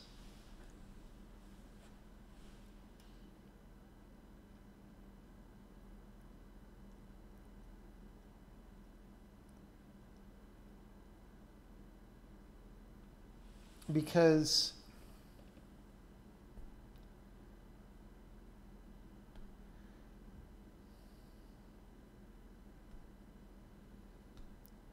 like now we've got an asked using on top of our declaration, which is a little bit annoying.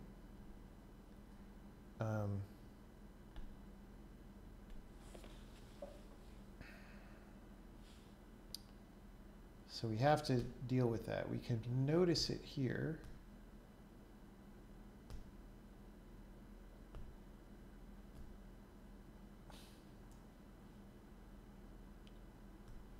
But what do? Right? I kind of want to keep it just declarations in the parameter list, especially because we assert on that later. So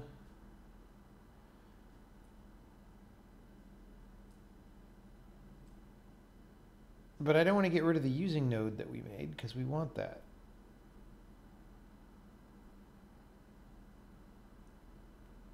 I could do it in type checking.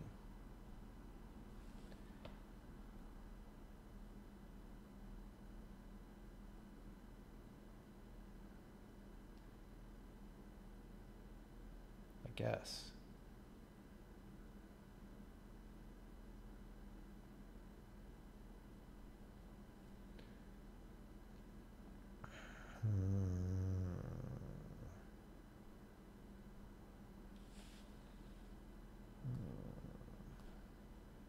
I don't know.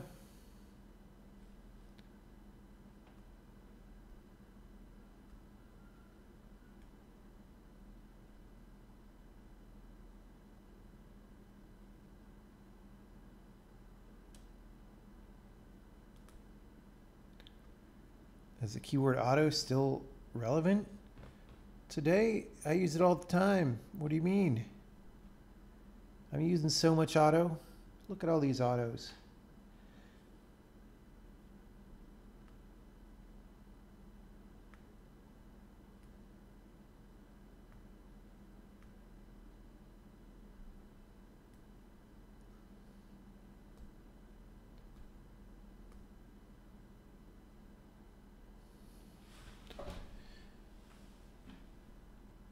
So much autos.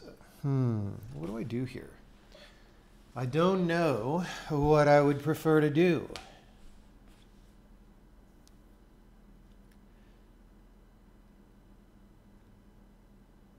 This is the downside.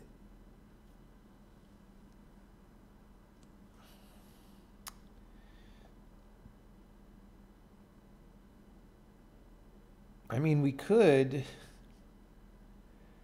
just flag it if we get a using back. I don't know. I don't super much like it. So there's another issue which can go on our list for after we finish this functionality, which is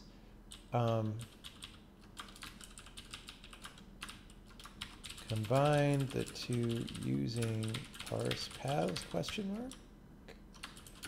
Oh, actually, no? I don't know. So the thing is, there's two different places in the parser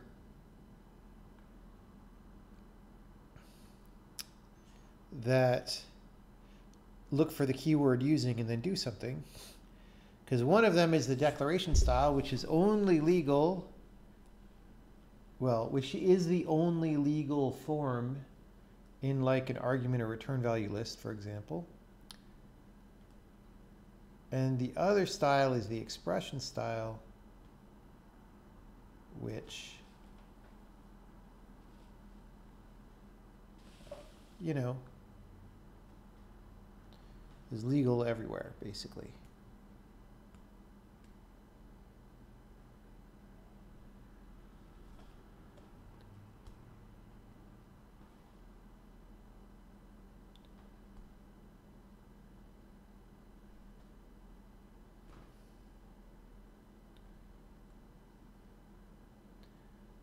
Wow. I might want to go eat dinner eventually.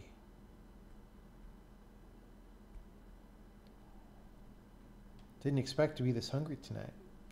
Okay.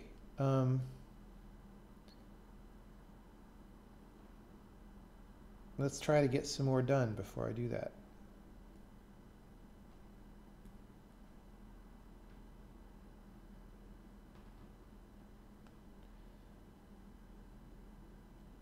Well, let me continue with the conversion, and I'm going to mark this as an issue. I don't want to think about it yet, but something might become clear. Issue, we get using in front of parameter declarations now.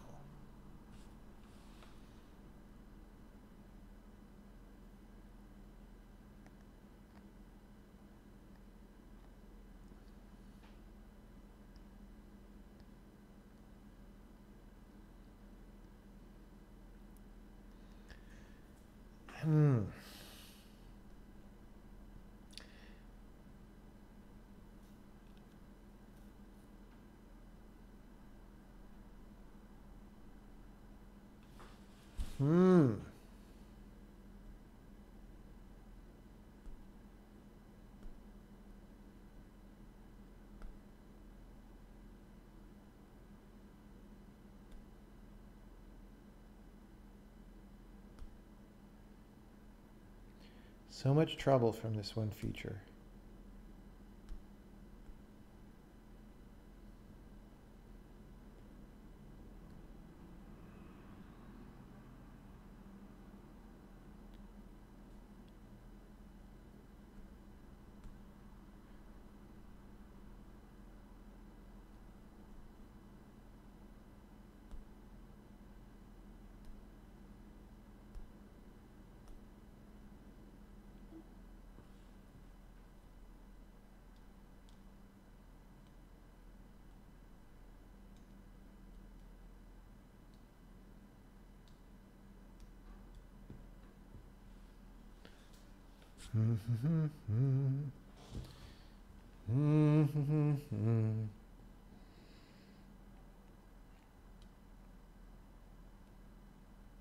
Well,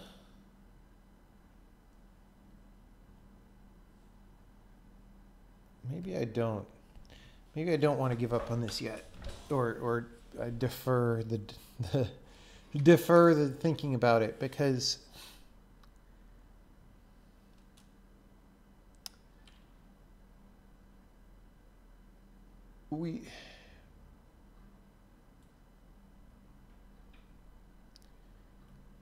so in parse comma separated declarations, we could do an exception thing.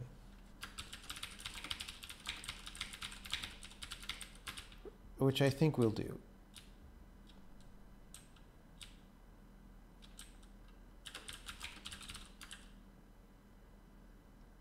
We just call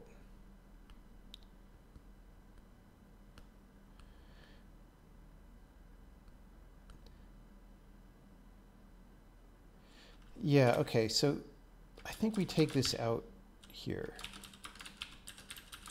like completely, and it's parse comma separated declarations.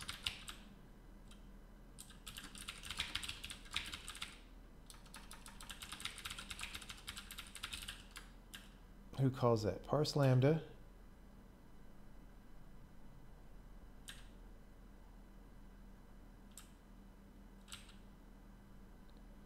Parse struct. I mean, I guess that's legal.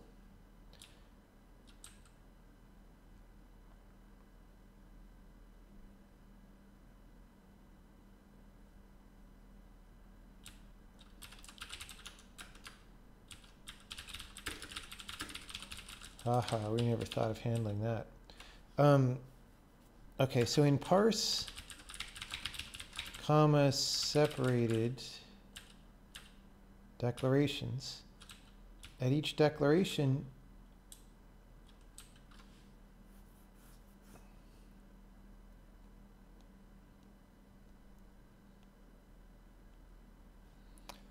we're going to say here, if token type is token keyword using, I'm going to say got using is false if this got using is true.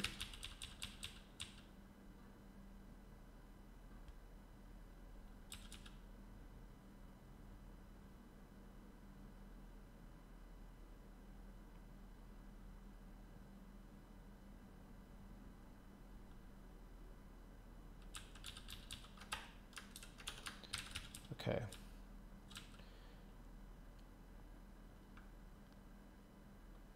If we got a using,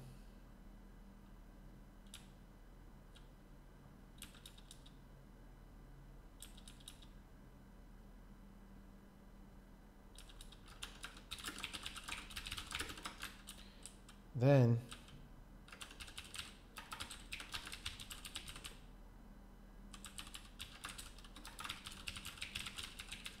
I'm going to make an argument marked as using.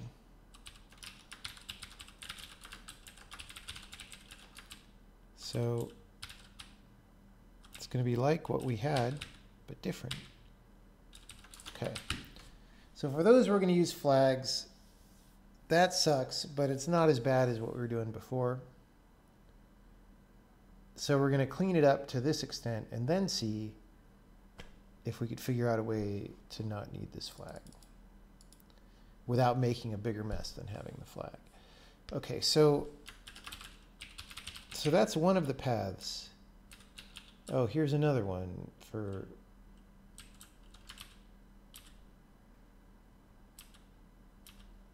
this is in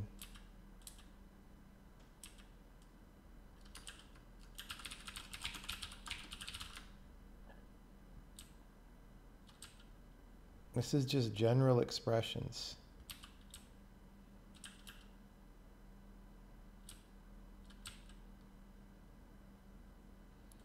Okay. We're going to say this kind of asked using stuff.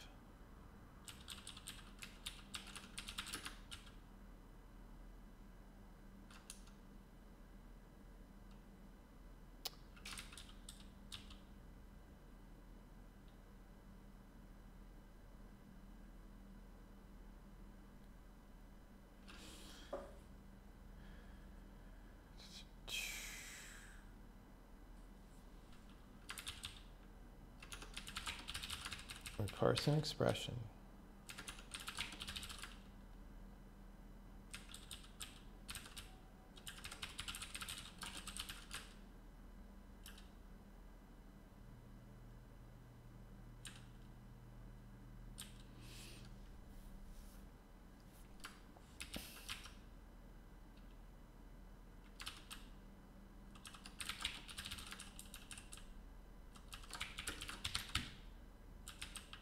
Okay, so we've got an expression.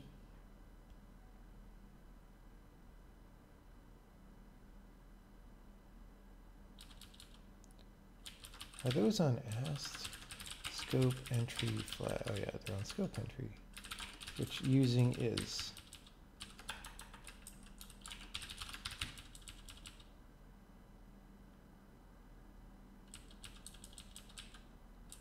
Okay. So if we get an entry, it could be a using.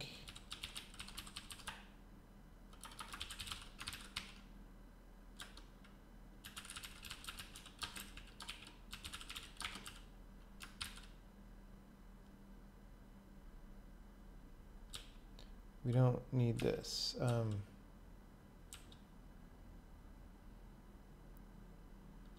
Except we do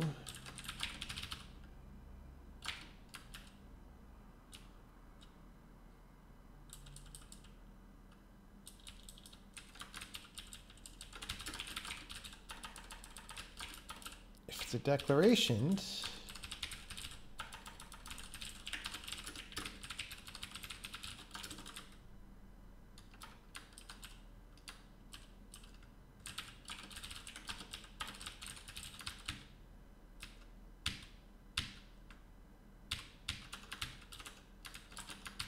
okay, great.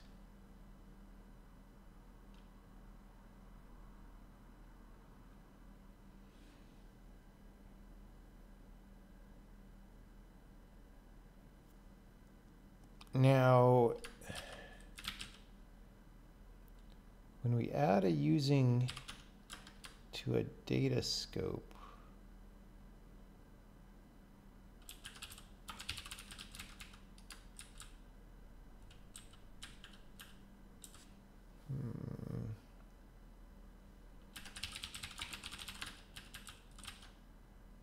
Where was that?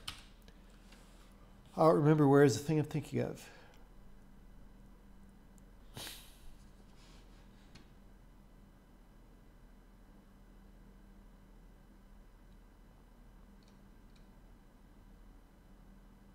Maybe I need some energy music. Maybe I do. But we just did that yesterday. We can't do that every stream. Every stream.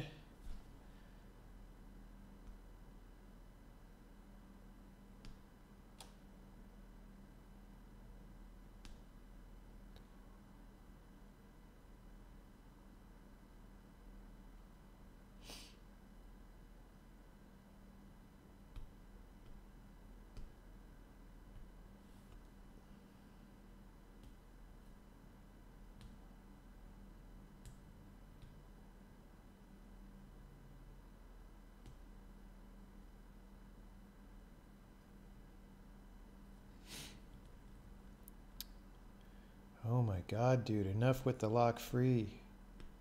Jesus.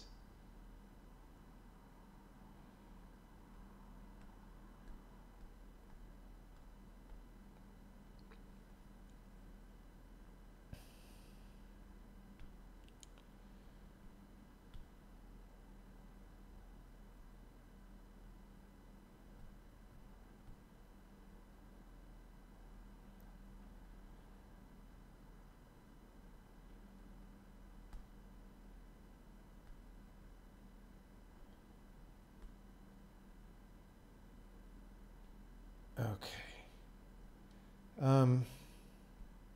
So the using needs to get queued if it's in a data scope.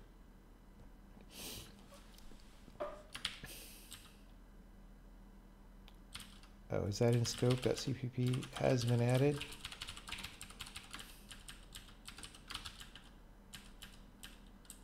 S.h. Aha, that's what I was looking for. Uh-oh. Has been added to scope.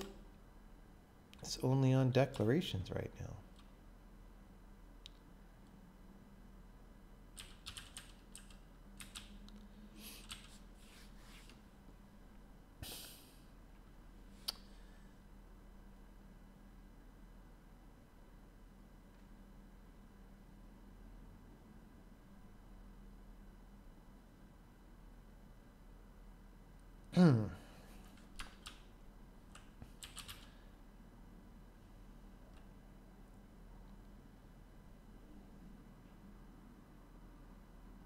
Okay.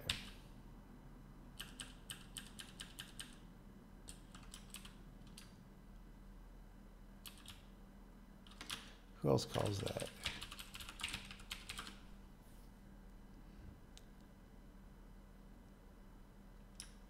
Nice. Checked add to scope. Ugh.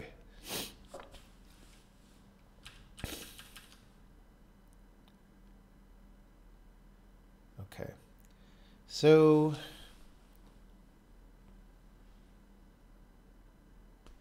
we're going to need to make this operate on non-declarations anyway.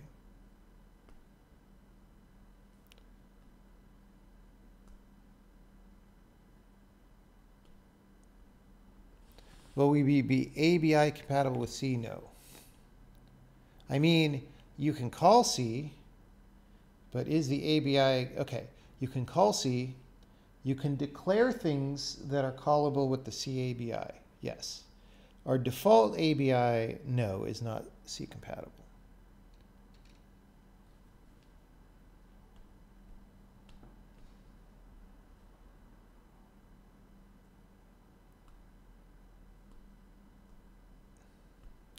We do care about being compatible with C because it is sort of the system language for interfacing between libraries and stuff. Look, it's either being compatible with C or all code in the future is language server protocol. Those are your two choices. So it's probably a good idea to be compatible with C.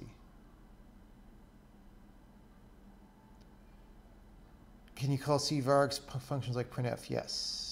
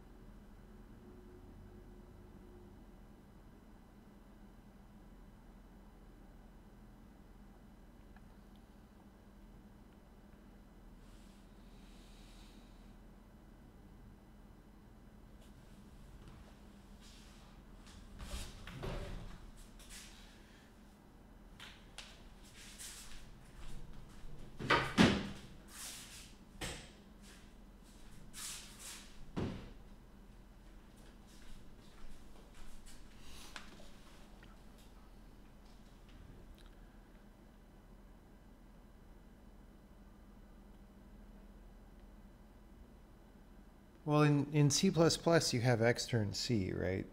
So you do that. You say extern C, and then include the C file, and you should be okay.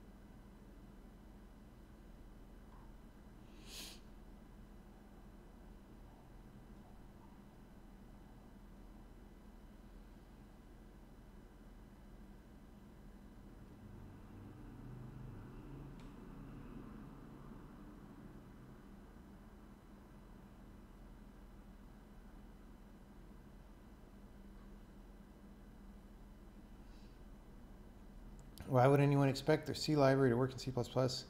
Well, C++ originally was supposedly 100% compatible upgrade to C, but it's been wandering away from that for a while. Especially anytime you add keywords or whatever. Okay. I might need to go get some chocolate. So I think we're very close to pausing the stream. We will stream more tonight. We're going to try to finish this tonight. I don't know if we will, but we're going to stream more.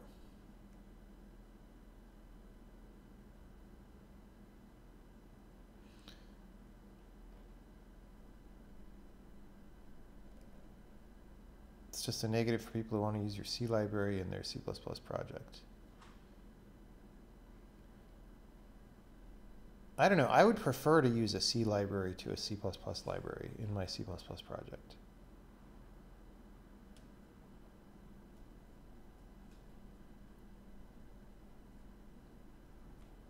Like, I use the STB libraries all the time. I would much rather have STB than random ass C++ thing.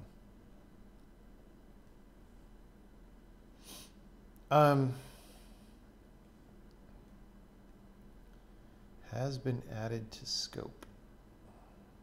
Yeah, so this thing,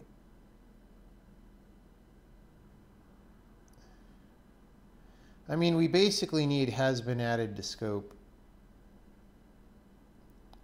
to take a scope entry and do stuff for declarations and do stuff for other things. All right, so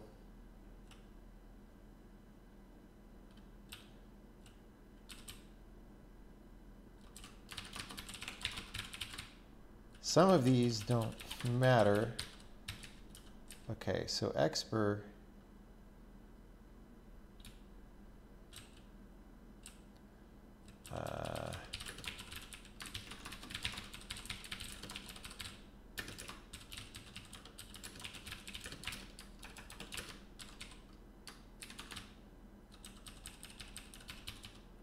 if entry type is ask declaration.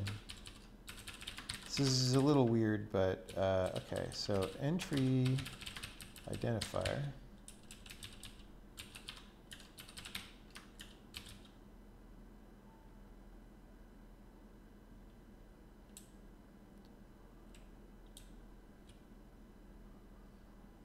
we clear sleepers.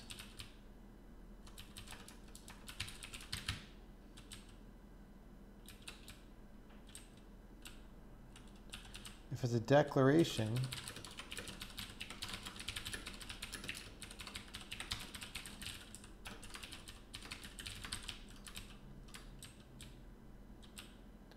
do that.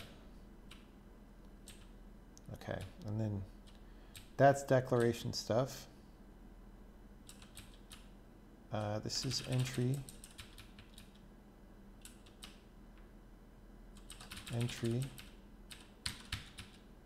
Okay, well this is going to be using if type is asked using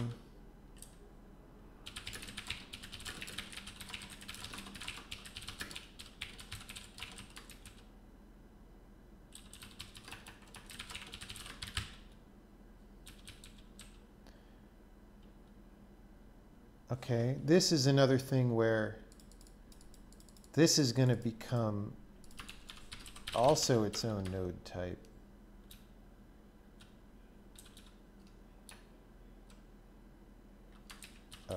Using placeholder. I think placeholder is the one we'll do next after this one. Okay.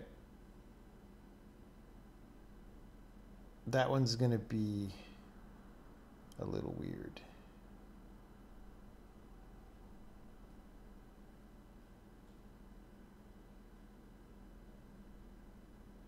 A little weird.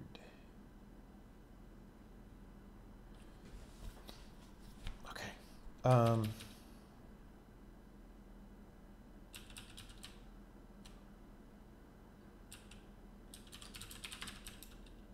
Entry. Okay.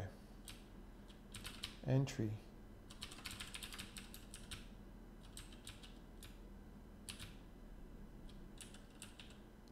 Place directive.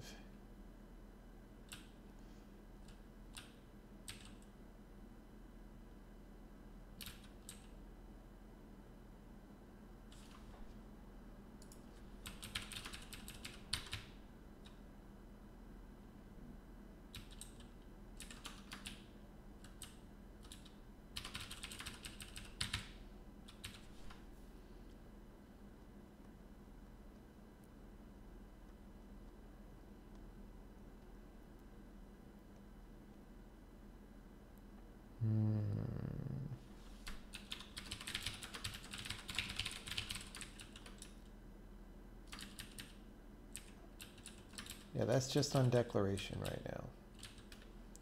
So we will say if decl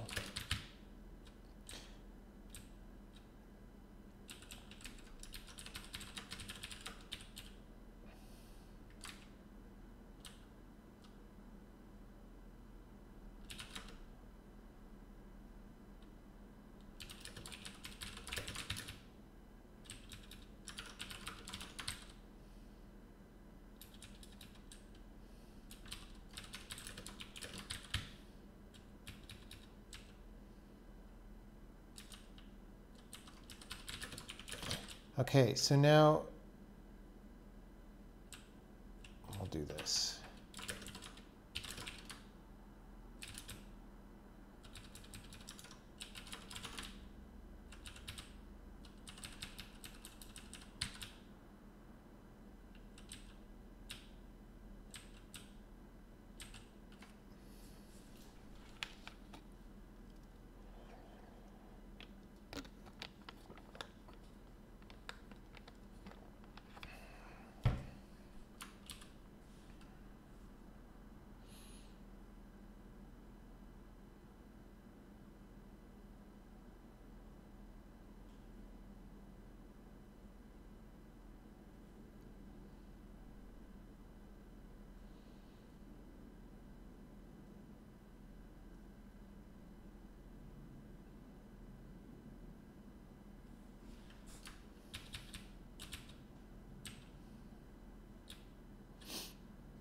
Oh, when we do the using here,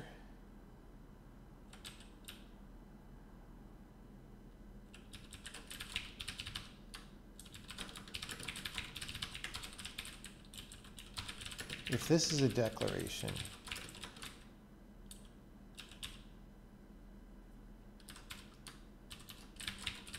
we need to queue that.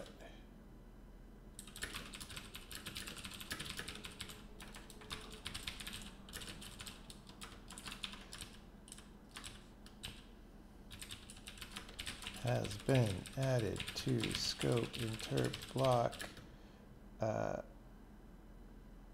decl wake disable.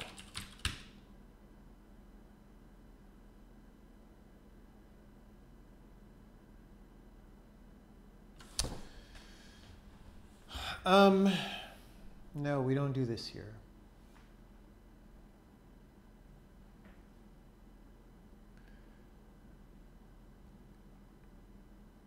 This is a little weird because we need to actually add the declaration to the scope. See, this is why I did this as a frickin' flag, because like I definitely have to do more work without the flag, but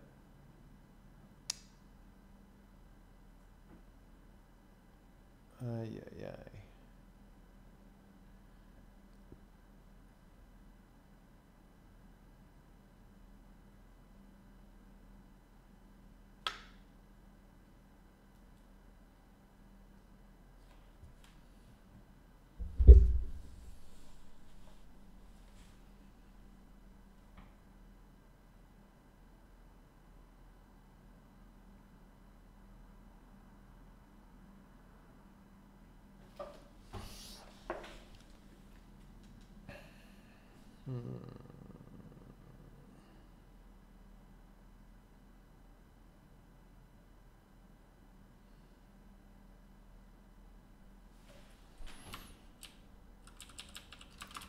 I don't think that's the right place for that. I think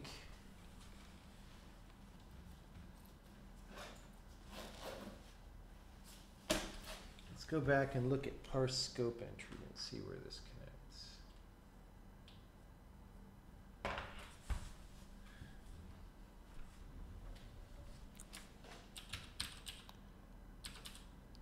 Parse scope entry.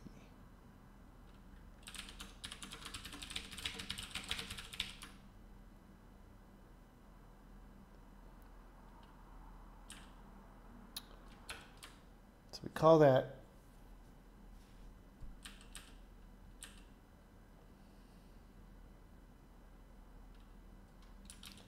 this is the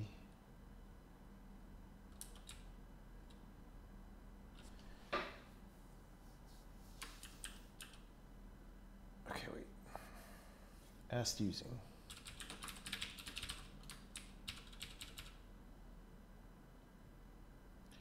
So where do we queue a declaration?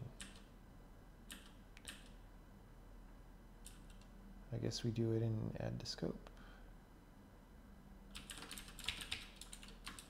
Checked add to scope. Nowhere. What? What? Oh, this is an interp. I don't know why, but it is.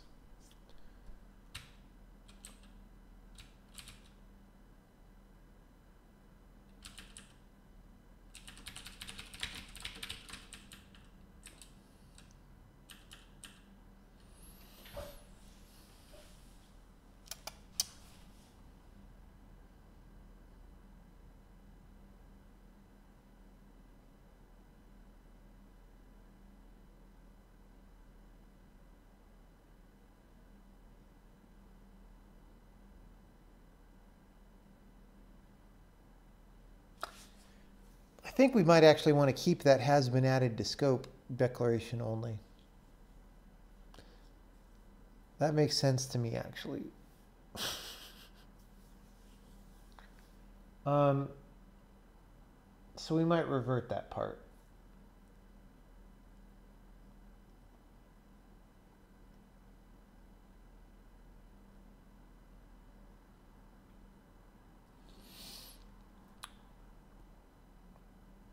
But I don't know where a declaration.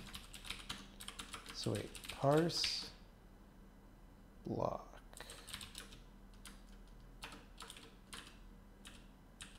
Let's look for declaration. Add to context. Nope.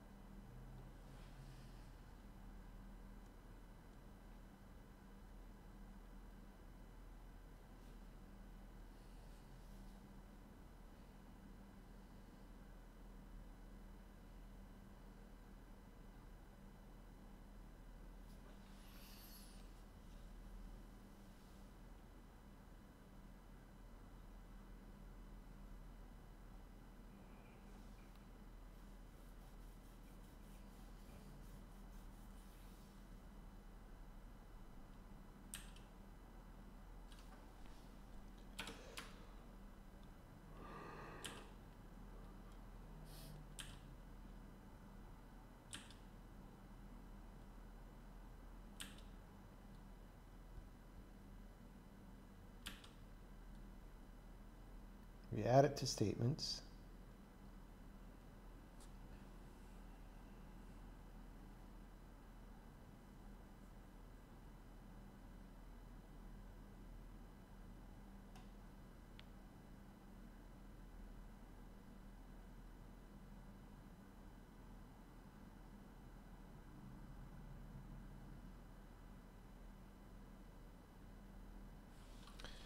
What is statements?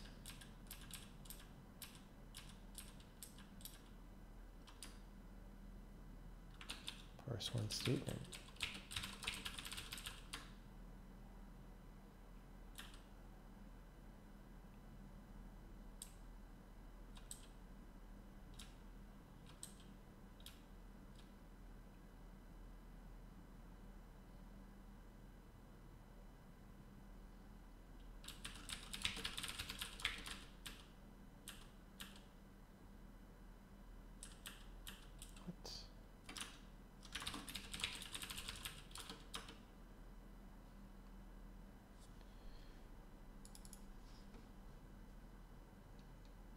Aha!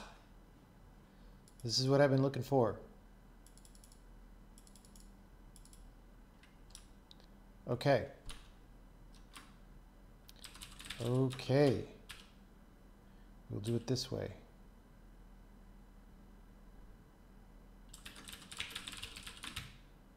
If it's a declaration,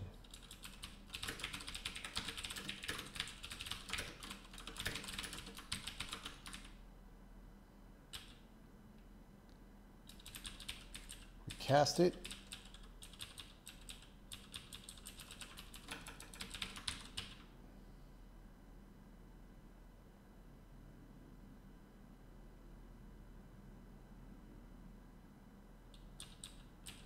We note uncompleted using.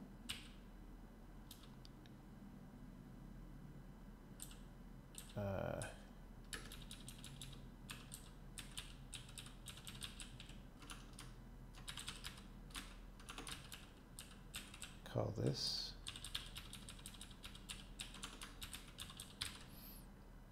And actually we do that first, and then we go add to scope.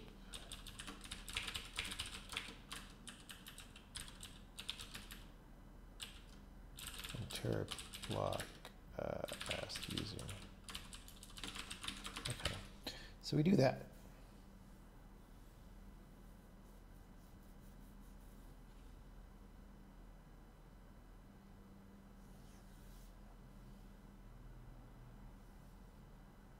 We probably need to set the enclosing scope on the using, but we'll do that later.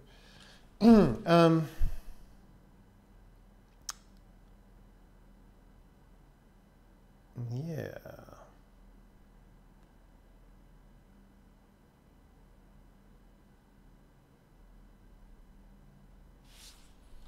At least put it in the right place. Oh, it's there. Okay.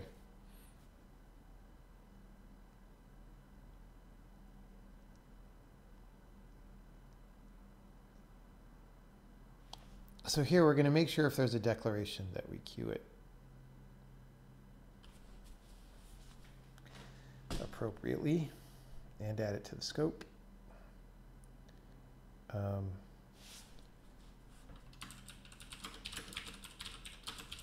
If the declaration is queued, then we should queue,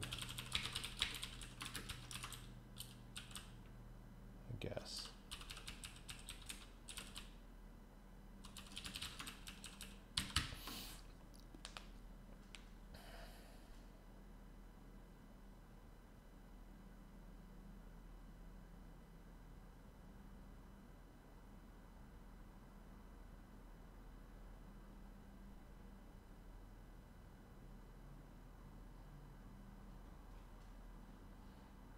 I sort of buy that. Note uncompleted using is going to have to change. A bunch more things are going to have to change. But it's break time because I'm getting a little tired. We're going to get some chocolate power. We're going to get some other things. What's my general rule to decide between ask struct or flags? Well, things used to be flags, and I'm turning it into astructs just to make it, I want there to be fewer invisible things in the compiler. Like if there's just a flag that you don't see that often, and we make declarations in weird cases when we wouldn't naturally make a declaration because we need a using there, and usings are represented as declarations with weird flags, that just makes the code confusing. So what I'm trying is this run of just making it less confusing, that's all. And we're going to see, like I might get done with all this using stuff and say, wow, that was a mistake. Maybe not, or maybe if I don't like how it comes out, I could try again to simplify it. We're just simplifying, we're trying to make it better.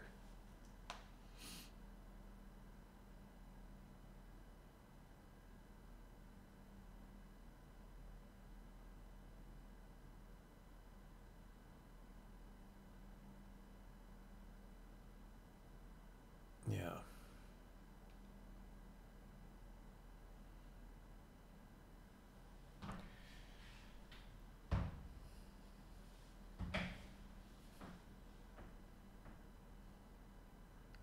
Do I think any of the simplification has affected performance? We actually gained a small amount of performance. I forget what it was, but we did something where I was like, oh, I bet this will go faster. And it went not as faster as I hoped, but it was slightly faster. But no, none of them have negatively affected performance. These things that I'm doing, you could believe that they would impact performance slightly. So like making an extra node for a using, it's like, hey, that's an extra little node now allocation and another thing that has to be dealt with. And like, okay, that's true. But there's not that many usings relative to other things in the code. And we're getting rid of some other checks. Like there's a lot of declarations, and we're going to be taking flag checks out of loops, right? So there's all these things that like check if a declaration has this flag set, and then that if statement isn't going to be there. So that'll help in the other direction.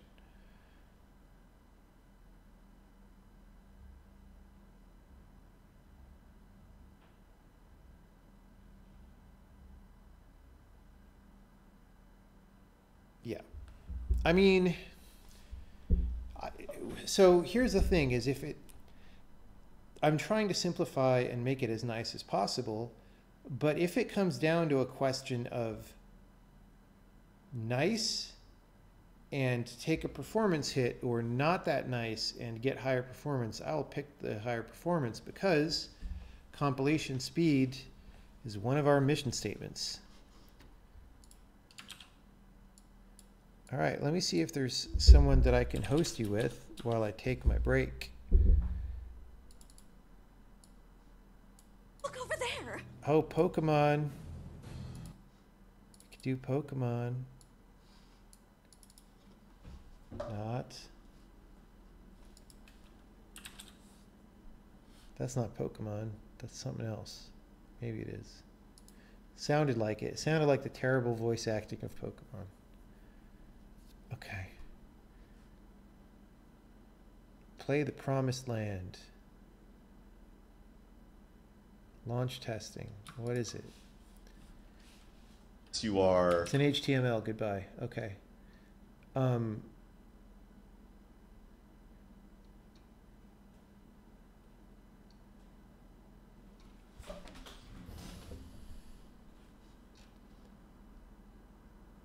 Python, Python.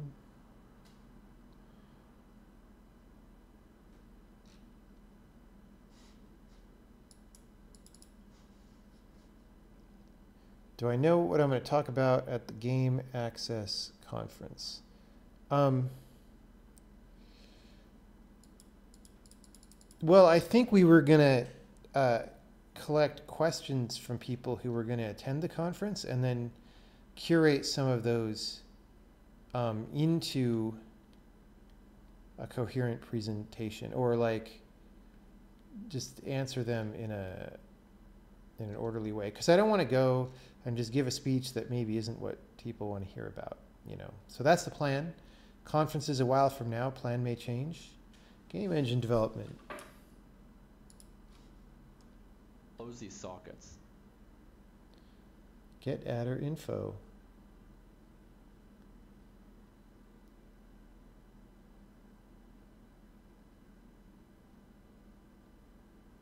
Okay. I'll be back in a while, people. See you later.